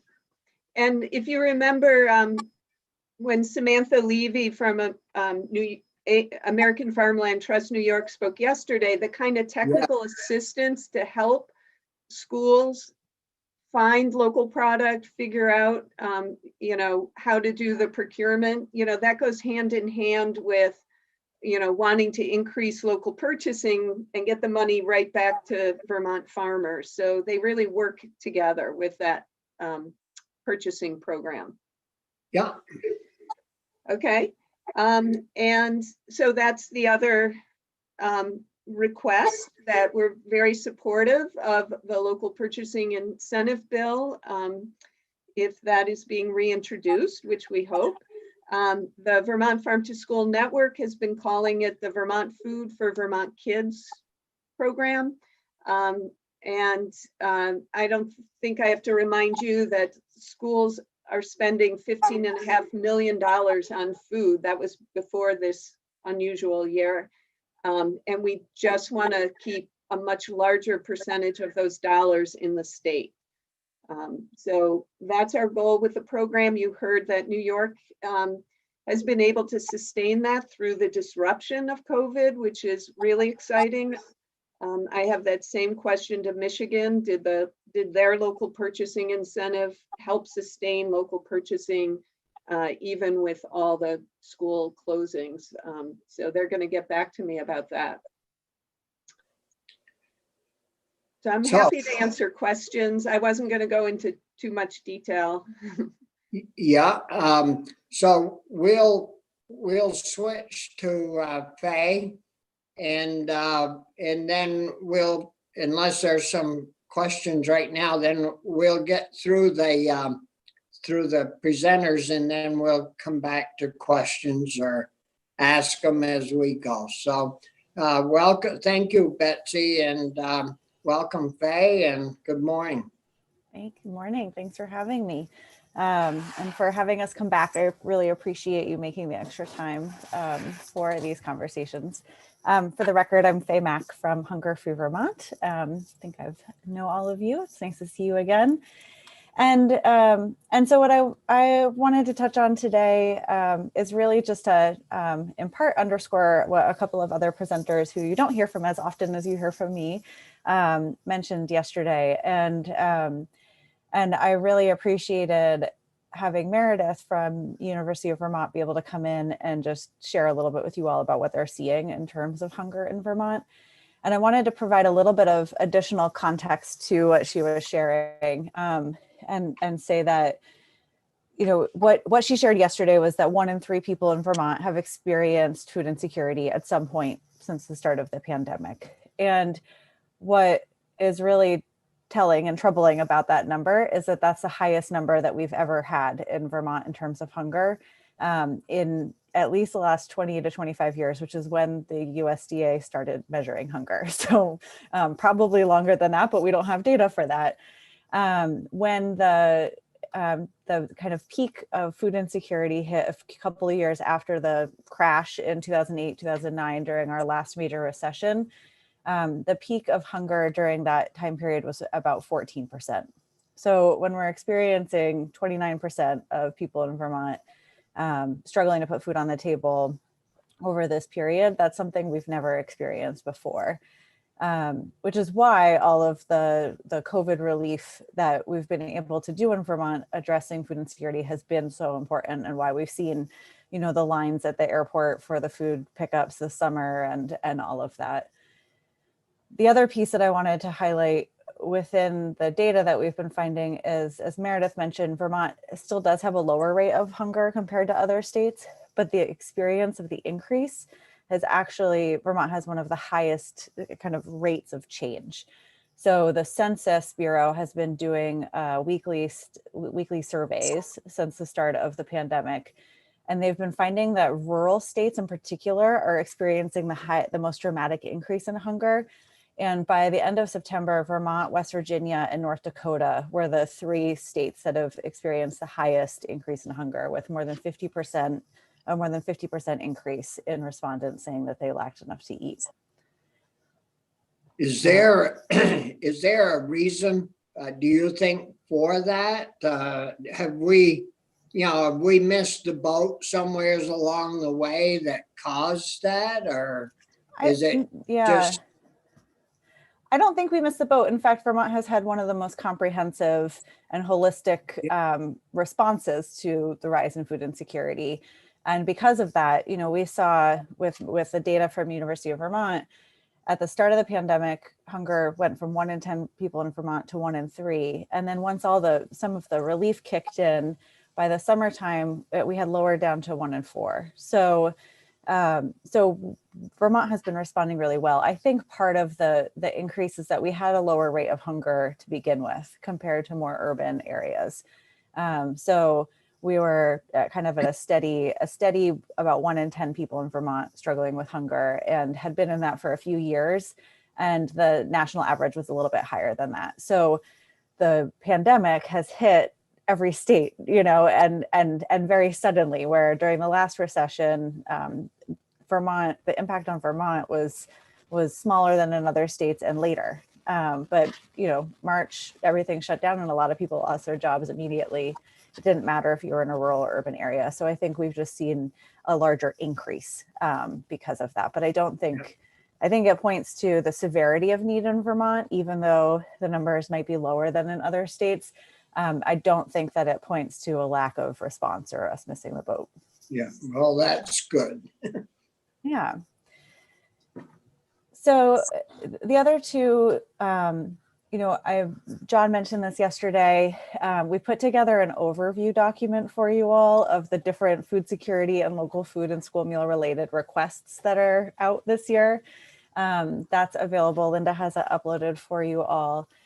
And, you know, some of it may shift. There are bills that still haven't been introduced. We don't have bill numbers for everything yet, and haven't, as Betsy said, we haven't seen a draft of the local purchasing incentive bill. So we'll update this as we go and make sure you have that. But we wanted to make sure you had kind of a quick overview so you could glance at it and refresh yourselves on what it is that we're talking about, because all of the requests in here are connected and uniquely needed. They all serve different purposes, but support one another. And the two that I want to highlight from Hunger Free Vermont's perspective is universal school meals, and a request that we have this year for a position within the Agency of Education that we'll be making of the Appropriations Committee. for universal school meals, as you have heard, there's a bill being that we plan on, or we expect to see introduced in the Senate. A bill has already been introduced in the House. They mirror the bills that were introduced last year. And what you really heard from Carol and from others yesterday is that the experience that schools are having and families are having this year of very different format, but of a universal school meals model is having a very significant impact on children's health, on their ability to learn, and on just family overall well-being. And schools don't want to go back to the old model, which was inherently inequitable. Access to school meals depends on what zip code you live in and what your school is doing. Universal school meals is a provision that's available to any school to take. It requires an investment through the school budget, but it's available to all schools, and not all schools are going to take it. And so the legislation that is being introduced establishes a 5-year phase-in period, after which all public schools in Vermont will be required to take those options within the federal government to provide school breakfast and lunch at no charge to the families and children. I'll hit a couple of the highlights of the bill.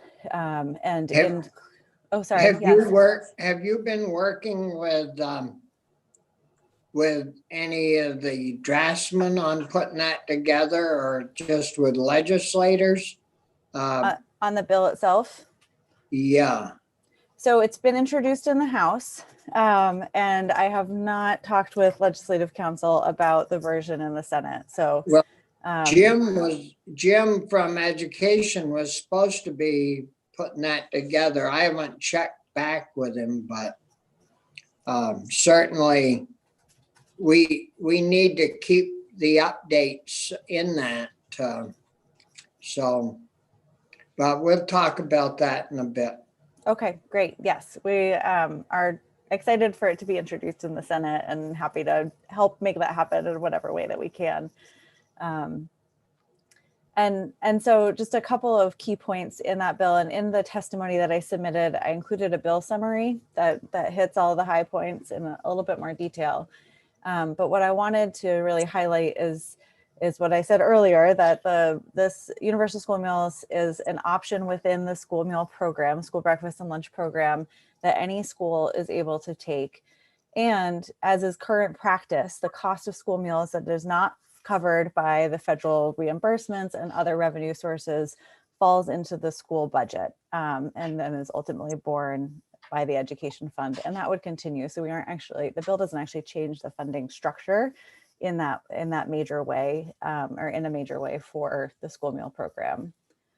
Schools would also be required to maximize the federal reimbursement. So we expect that as participation increases and as universal school meals come into play, that the federal reimbursements would also increase in the state. And the Agency of Education would be required to work with partners in schools to develop and implement a household income form. And that form collects data that's important for education programming and other food security programming that right now schools use the school meal application for, but it doesn't have to be the school meal application. It just needs to be a form that collects data. And so part of the legislation would be the impetus to create a really high quality and very simple form that families can fill out. And then finally, as I mentioned, the bill establishes a 5-year period. So while some schools are really eager to move to universal school meals now, others may need a little bit more time. And so this creates a phase-in that allows schools to take this on as they're able, and also allows the Agency of Education to work with schools over a number of years. So it's not all at once. And what's the additional person at the agency that you're supporting or recommending? Yeah, so within the Universal School Meals bill, the bill calls for an additional staff member at the Agency of Education to help support schools as they go through this transition. And what we are hearing from schools and what we have heard from the Agency of Education is that they expect a lot of schools this fall to want to go to universal school meals, to take those federal provisions now, whether or not this legislation is passed. Schools, for a while this fall, we knew that schools would be allowed by the USDA to serve universal school meals to the end of the calendar year. We weren't sure about the second half of the school year. And so when we were in that period of unknown, there was a lot of worry, and a lot of schools expressed that they didn't want to, and were very, very worried about going back to a model where kids had to pay. So we know that there is interest, and so that position is needed now. The Agency of Education within the Child Nutrition Program, as you heard from Rosie, they've been working nonstop, taking on a lot more on their plate than they usually do. And the addition of a number of schools needing help and support navigating the federal program and signing on and transitioning to universal school meals would put them over the top with capacity. And so our ask is that position be pulled from the position pool in this fiscal year, sort of regardless of the universal school meals legislation. Is there any number to be associated with the number of schools that have mentioned they'd like to move toward universal meals, so that we, if we move forward with this, we're going to have to sell it to our colleagues. Mm-hmm. And if there's a number of schools that are looking in that direction, what kind of a number out of our school districts are we talking about? We're working on pulling together a list and don't have it yet. So I can come back to you when we have that in the next week or so, but we're trying to figure out some sense of interest so that we can get a sense of who's there right now. Yeah. We do know that prior to the pandemic, there were a number of schools that were planning to transition, and that got put on hold for this year because of the pandemic. So that interest was there before, and this experience of all schools and all students in Vermont having access to universal school meals is increasing that momentum behind the shift. Yep.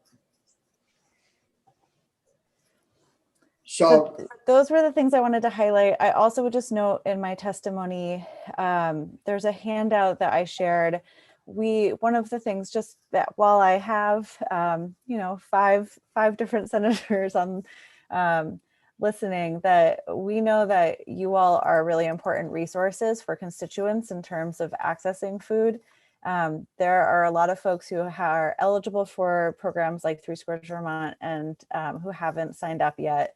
And so I included a flyer and a little bit of information about how you can easily, share. I encourage you to share the flyer if you're hearing from constituents, and you can always connect them to folks like me or John at the food bank or others, and we can help make sure that they get in touch with programs that they need. But we have heard from a number of legislators that they're hearing from constituents with food questions about food resources. So there's a flyer in the testimony for you all too. And did you send that to each of us or to Linda that she can forward to us? Or? It's uploaded in my, Linda has it, it's in my testimony. I'm also happy to follow up and just email it to you all afterwards too. Yeah. Are there questions of the committee members? Yes, Brian. Thank you, Mr. Chair. So Faye, and this could go for Betsy as well. It seems like there's a lot of groups that have their main thrust as food for Vermonters. I realize it's in different settings. Some are just general food things, some are in schools. But I'm wondering, I have 2 constituents that, and I don't know how they all kind of fit into the overall pattern in the whole state. So Morgan Crossman is with Building Bright Futures. And Tom Donahue runs Brock, which is the Bennington Rutland Opportunity Council. And I know Tom has basically a food shelf right at Brock where people can come and get food. And Morgan is also interested in food security. How do they fit in with your group, the Hunger Free Vermont folks and everybody? It seems it seems like there's a lot of people doing this work. There are, and those are two of our really strong partners. So, so I can answer from Hunger Free Vermont. Betsy, add in anything I miss. So Brock is one of the 5 community action agencies within the state. And those organizations are very strong partners in all of this work. They provide a lot of the direct assistance to people low-income Vermonters who are trying to access these programs. So they run food shelves, they provide application assistance for programs like 3 Squares Vermont. They've been really crucial in a lot of the COVID response food security measures, like making sure that people in motels are getting food and all of that. One of the programs that Hunger Free Vermont runs is a statewide 3 Squares Vermont work group.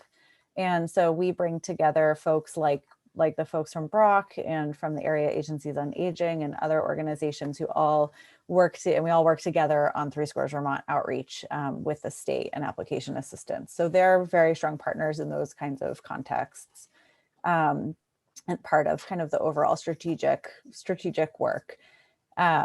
Building Bright Futures is a strong partner in the early childhood world. Hunger Free Vermont and Vermont Feed and others are part of the Vermont Early Childhood Advocacy Alliance. The Farm to School request and Universal School Meals are all part of that policy proposal, along with requests for funding for Building Bright Futures. So we partner in that context, and Building Bright Futures runs their regional groups, where we'll often go to connect to make sure that early childhood educators and providers in that community have the information that they need about food resources. And then, of course, they're partnering with Farm to School through Farm to Early Care as well. Okay.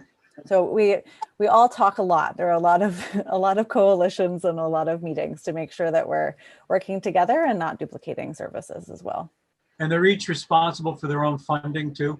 Mm-hmm. Yep, they're all independent nonprofits. Well, Building Bright Futures is also partly a state-run organization, so they have a unique structure. But Brock and them are all their own nonprofits. Thank you. Yep, Betsy.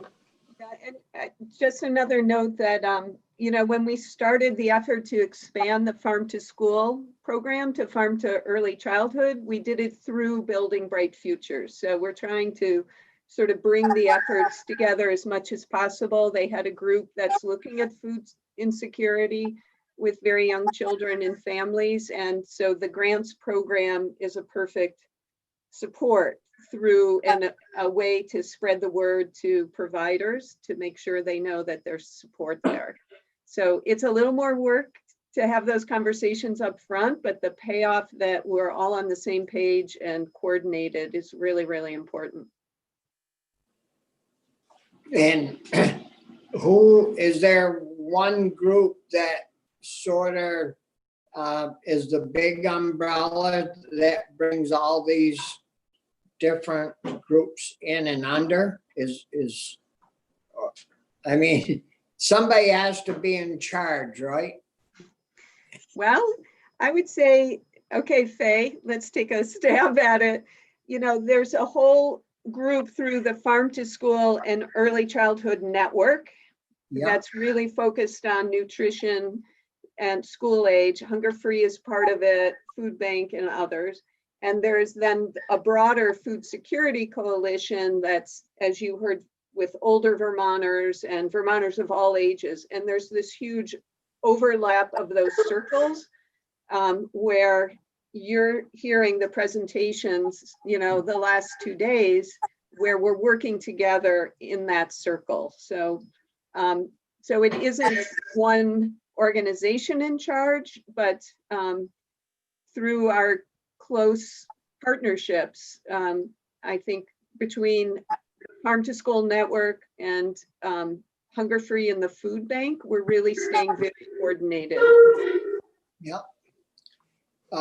Thanks. I know, I think we in Vermont, we as, representatives of the people, or personally, I think, our people up north here have been served quite well by the different groups, and certainly I haven't received one phone call from a constituent or any individual outside of my district even that has had a shortage of food, or that couldn't find food, or needed food and couldn't find anybody to get it to them. So, I mean, I think we're doing, as a state, I think, pretty well by our citizens.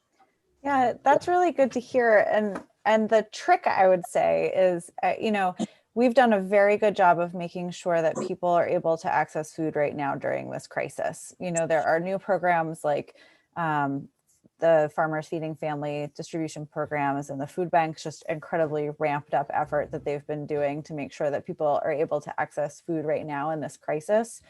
The trick is making sure that people are enrolled and participating in long-term sustainable programs to help them as we as those programs inevitably shift and phase out. And one of the things that we saw in the impact of the last major recession was that it took 12 years for Vermont hunger rates to return to where they were before the crash. So it took us 12 years to recover. And so after, the immediacy of the pandemic is over, issues around people meeting their basic needs in the economic recovery will be much slower. And so that's where programs like Three Squares Vermont, but also access to school meals through, universal school meals, as families get back to work and may lose eligibility for free meals, but still be really struggling. That's where those programs are hugely important, and why they're kind of the foundational programs that are primarily funded by the federal government. And so we have to do some work to make sure that those programs are really viable as people transition out of this crisis. After the fact that we have this continue on for a period of years. Yeah. Chris? Faye, you said it took 12 years to recover. That was just last year, would have been from the 2008 crash, right? So are we saying just before the pandemic was we finally? Yeah. Wow. We were at about 1 in 10 people in Vermont facing food insecurity prior to the recession. And it was about 2 years ago. So it was 12 years, and I think it was about 2 years ago where we hit 1 in 10 again, and then we've been steady there. So we lost 12 years of improvement. Yeah. We spent all that time getting folks back to where we were before the recession, and as we know, that was one of the longest, I think, period of economic kind of viability in our country. So we can't really afford to take 12 years to respond to this time, especially since hunger is at a higher rate than we've ever seen. Well, hopefully the economic recovery is a little more spread across the entire spectrum. Yes. Remind me, for universal school meals, there's some threshold, I want to say it's 40% or something of school community. If they're eligible, then the feds say, fine, just do it for the whole school. And do I have that right? And what is the percentage, maybe if you know it off the top of your head? Yeah, sure. So there are two different provisions that schools can adopt to take universal school meals. And one of them, the community eligibility provision, has this threshold that's connected to Three Squares Vermont participation and some other factors. All schools are eligible to take the other provision 2, which is what we're seeing more and more schools start to take, because the schools that are eligible for the community eligibility provision already have. Okay. So I guess my question is, does the depressed economy right now, and we have a lot of unemployed, though we're doing better than most of our neighbors, but a higher rate of unemployment than we've seen in many years, does that in a messed up way provide an opportunity to, you said a lot of schools are getting ready to transition, or already we're thinking about it. And I guess I'm just trying to understand that. Do we have in a challenging economy a moment where schools might get into the universal program and under federal guidelines, and then a follow-up question. I know in Burlington, somehow we qualified for universal schools for some of our schools, and we've been able to perpetuate that without going through this enormous process. And so just help us understand that, because I'm wondering if the bad economy right now provides this opportunity that might help us continue in this for many years to come. Yeah, it's a really good question. And there are a couple of really moving factors right now that could very much impact the cost of universal school meals in a way that would make it less expensive for the state. One of them is, as community, when families are struggling and the economy is down, if more families are participating in programs like 3 Squares Vermont, then more schools will qualify for programs like community eligibility. We haven't seen a major increase in 3 Squares Vermont participation yet, primarily because of the ways that we've been holistically responding, and because unemployment insurance benefits, including the $600 boost that folks were receiving early in the year, count against your 3 Squares Vermont eligibility. Congress shifted that, so this new $300 boost isn't actually going to harm people's ability to enroll in that program. So we haven't seen that, but we know there are a lot of people who are struggling, as we see folks showing up for those farmers to family food box distributions and other ways of accessing food. So Hunger Free Vermont, the food bank, the Department for Children and Families, everyone is working really hard to try and help people get on these programs. So that could have a big impact. Also, just more students with lower incomes mean more students qualify for free and reduced price meals, which as schools are moving to universal school meals, that helps the ratio in a way that would lower the cost, because the federal government reimburses a higher rate for those students than for other students. So those are really important factors. It is sort of a moment in time where schools can enroll. The other factor too, just to name, is that Congress is really interested in taking a look at child nutrition programs. The importance of school meals has been highlighted all across the country, not just in Vermont. And so there's some energy to make some modifications to the programs that would help more schools be able to qualify and utilize those. So we're working very actively on that front too. Our goal is for a fully, federal response, that universal school meals are part of the education system from a federal level. That's our ultimate goal. We know that schools need to make this shift now for children, and so we have a state response, a state request as well. The goal is to make it as cheap as possible for the state until the federal government gets there. The other thing, just to name, you mentioned how Burlington has been able to perpetuate. So once you enroll into universal school meals, you only have to recertify every few years. And if, depending on economic, 2 years or 3? 4 to 5. 4 to 5 years? Yes, yeah. So it depends a little bit on the program and the ability to get an extension and some other nuances. But if schools can demonstrate continued economic need in the community, they don't have to go through the whole process of having kids refill out a school meal application or anything like that. And so that's what Burlington has been able to do. So once a school is enrolled in universal school meals, the whole process of continuing universal school meals is much easier than the initial kind of on-ramp year. Yeah. All right. That's good. I would just say thank you. We have such a collaboration of really talented, dedicated people, and it impresses me every time you come in. And I'm very hopeful we can give you a boost and try to make this sort of more systematic. I keep coming back to this idea that it's like a great food director.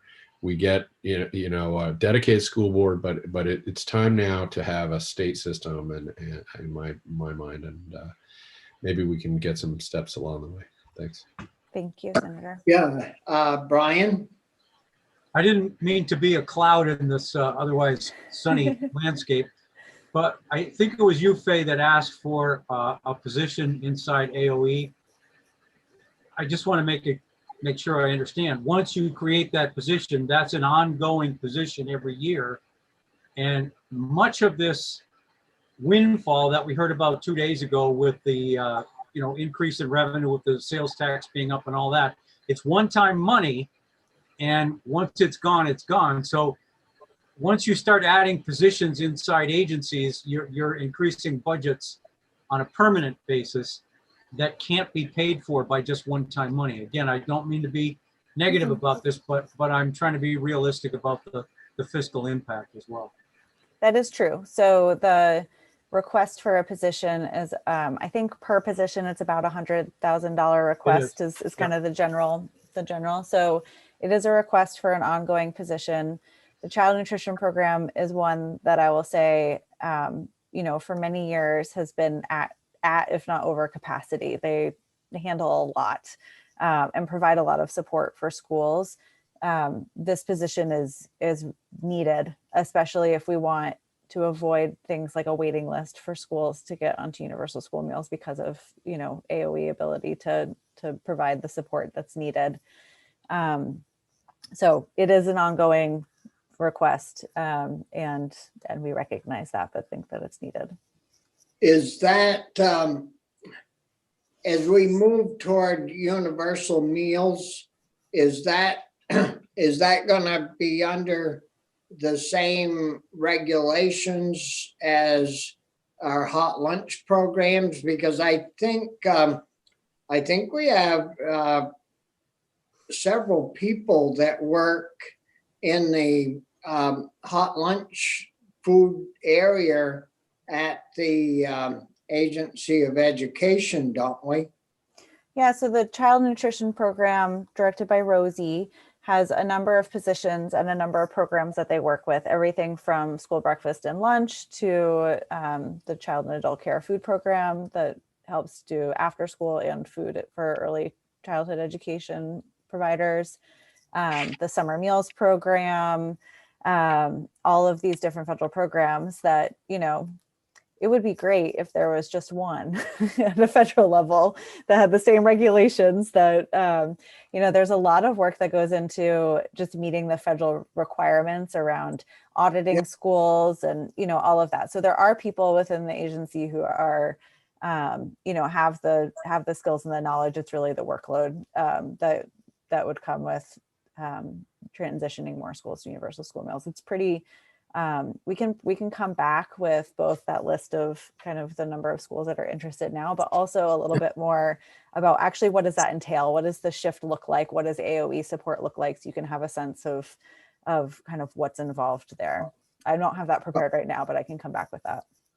Well, it would be great if, either at the Agency of Ed or over in Ag, the school meals program, which requires quite a few people, if that was going to slow down, those requirements were going to slow down, and they could shift one of those individuals into a different position, helping school districts get aligned and signed up into the universal meals program. So I think that's something that we could all kind of work on and look at, because the way the revenues are,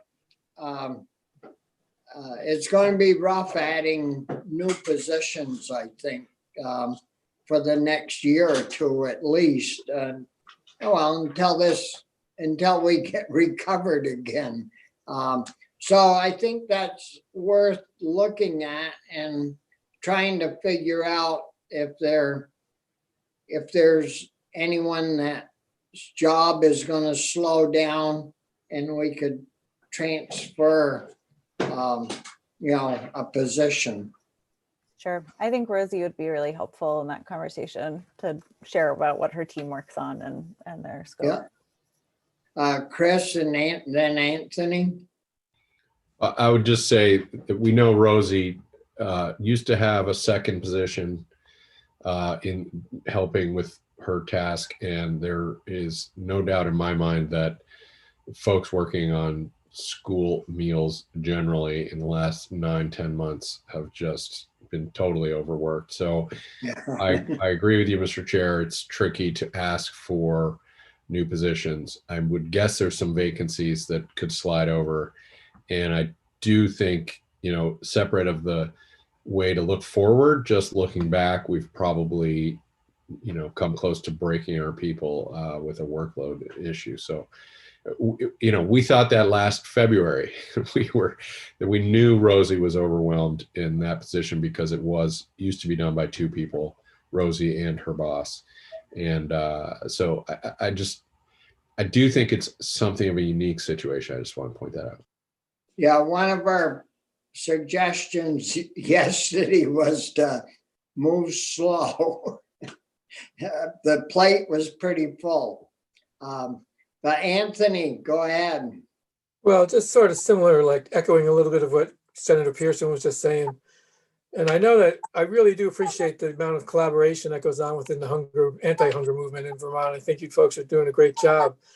But lately, when I lie in bed and I wonder about what we should be doing, there's a part of me that keeps saying to myself, what we need is like a hunger czar or something, maybe an anti-hunger czar, let's put it that way. Someone who could help really coordinate all the efforts to make sure that we're getting where we need to go and sort of has an overall approach to the issue, and a position that would not only help the schools, but would help everybody stay on track, so that we really commit somebody to making sure that they provide the leadership that we need to get out from underneath this hunger problem. It's really a problem. And I think that I had this fantasy about having an anti-hunger office kind of thing, but I know it's not going to happen, but I keep coming back to the need for it because it's such a big problem and it's so important. And people so much agree on the need to really deal with it. But, and again, not to downplay what you folks are doing, but just this idea that it's like you do like a racial equity coordinator, sometimes you put somebody in a position of power over the whole issue and it sort of focuses attention in a different kind of way. So it's just a thought, and no, it's not going to happen anytime soon. But I do think a position is a good idea. I think, if we could get universal meals rolling statewide, we would save Vermonters millions and millions of Right. dollars statewide, and we would have our children eating well. I mean, we would take care of the hunger part as far as school-age children are concerned, as well as helping the parents save millions of dollars that they wouldn't have to pay out. So it's a big win-win for everyone. We just have to be willing to make the investment in order to see the savings. That's the thing. Yeah. Looking down the road. I've always had to feed myself. I've always worked for myself, and I've never gotten something for free. I mean, you have to work at whatever you work at to help yourself later and moving forward. So you have to make investments to help yourself, whether it's state or private or municipal. So are there, I don't think we have any more presenters on. So are there other questions that you folks have for us or that the committee has for our presenters? Nope. We're good. Perrin, are you awake? I am, and listening. I support universal school meals too, so. You better start participating. It's best that he remain You don't want me to quiet. talk too much about it. Maybe he wants to be the czar of hunger. The anti-hunger czar. Be careful what you wish for, Mr. Chair. Yeah. There's a reason Ray got me out of his committee. Yeah. Well, both Betsy and Faye, thanks a lot for making yourselves available again today. And, be sure and stay in touch and we'll check on that universal meals bill to see how that's coming along, and we'll continue to work on it. And one other issue, Senator Leahy is going to be, I presume, will be in charge of the Appropriations Committee in DC. If we did have a universal meals program come from someplace, I would expect it would end up in the Appropriations Committee in the end. Would that come through USDA, through the Education Agency? Where would that come from out of Washington? So it's through the USDA and the ag committees in Congress. It's part of the last bill that was passed is the Healthy Hunger Free Kids Act of 2010. So the bill has not, it's sort of the farm bill, but for child nutrition programs, and one of those big bills that covers a lot of different federal programs, from WIC to school meal programs and all of those. And it hasn't been reauthorized since 2010. So they've tried to restart it a couple of times, but haven't made it further. But we're really hopeful, actually, that this year there will be some movement on it, and an opportunity to make some shifts to programs like that. Senator Sanders also introduced a bill with Representative Omar last year for universal school meals for everybody in the nation. So I'm not sure if he'll be doing so again. He's also in a new role, chairing the budget committee. But we do have very, very strong support for the school meal program from all three members of our congressional delegation. Yeah, great. That should help a little bit. Yeah. Corey? Yeah, actually, I have a question for you guys. Would you guys support, pushing the federal government to allow whole milk back into schools as part of the nutrition program? Yes. For it. That reminded me. Yeah, so that's something that would be covered, the child nutrition reauthorization. That's where the nutrition standards get covered. I think it would be certainly a great discussion to explore. There's, Vermont has a really strong opinion about milk and in support of whole milk. And so that would be something that would definitely take a look at. And I know that Senator Leahy and Congressman Welch and others are also kind of interested in that as well. So. There's some other states as well interested in that. So Vermont would not be alone. Yeah, so that would be definitely part of the conversation. Yeah, if you could team up with the other states and do, a big push, it might help. Yeah, and us too. Is there anything else that you ladies would like to bring up? Thank you for this time. Yeah, it was great to have a chance to kind of have more of a conversation too. It's harder for that sort of time to be made over Zoom. So we appreciate it and look forward to continuing to bring you back more information as we get it. Well, again, thanks a lot for your time, and we're here to help. So feel free to contact us anytime that you think we need a push. Call us. We will. Thank you. Yeah. Take care. Thanks. Bye-bye. Bye. So committee, tomorrow, I guess we're going to get the congressional delegation people in. So if we do, maybe this would be an opportunity to talk about, our whole milk issue along with our school meals and that universal meals would really make a huge difference for our school districts, our children, our taxpayers. It's a hell of a deal. Especially if we start getting 30% of the food bought locally, then it's really reverberating through the economy. Yeah, it helps the farmers. I know there's an expense to it. But even like in childcare, where my son is in a new facility since June, they provide the meals. They're good meals. It takes a little bit of, my wife and I obviously pay childcare probably costs more to go there than other places, but it ultimately, it makes it easier. And this will be one that, be glad to side with you guys on and look at. And plus, Bobby, I can think of school districts that we probably share that the schools already provide universal meals. Like I know Berkshire does, and that bleeds into Richford and that area. So we're already seeing it in a lot of schools. So. Yeah, I don't know if I've ever told you, but the other guys probably have heard this. I did that 20 years ago when I was on the school board, chairing the school board in Troy. The hot lunch agent ran away twice with the proceeds of the kids' money.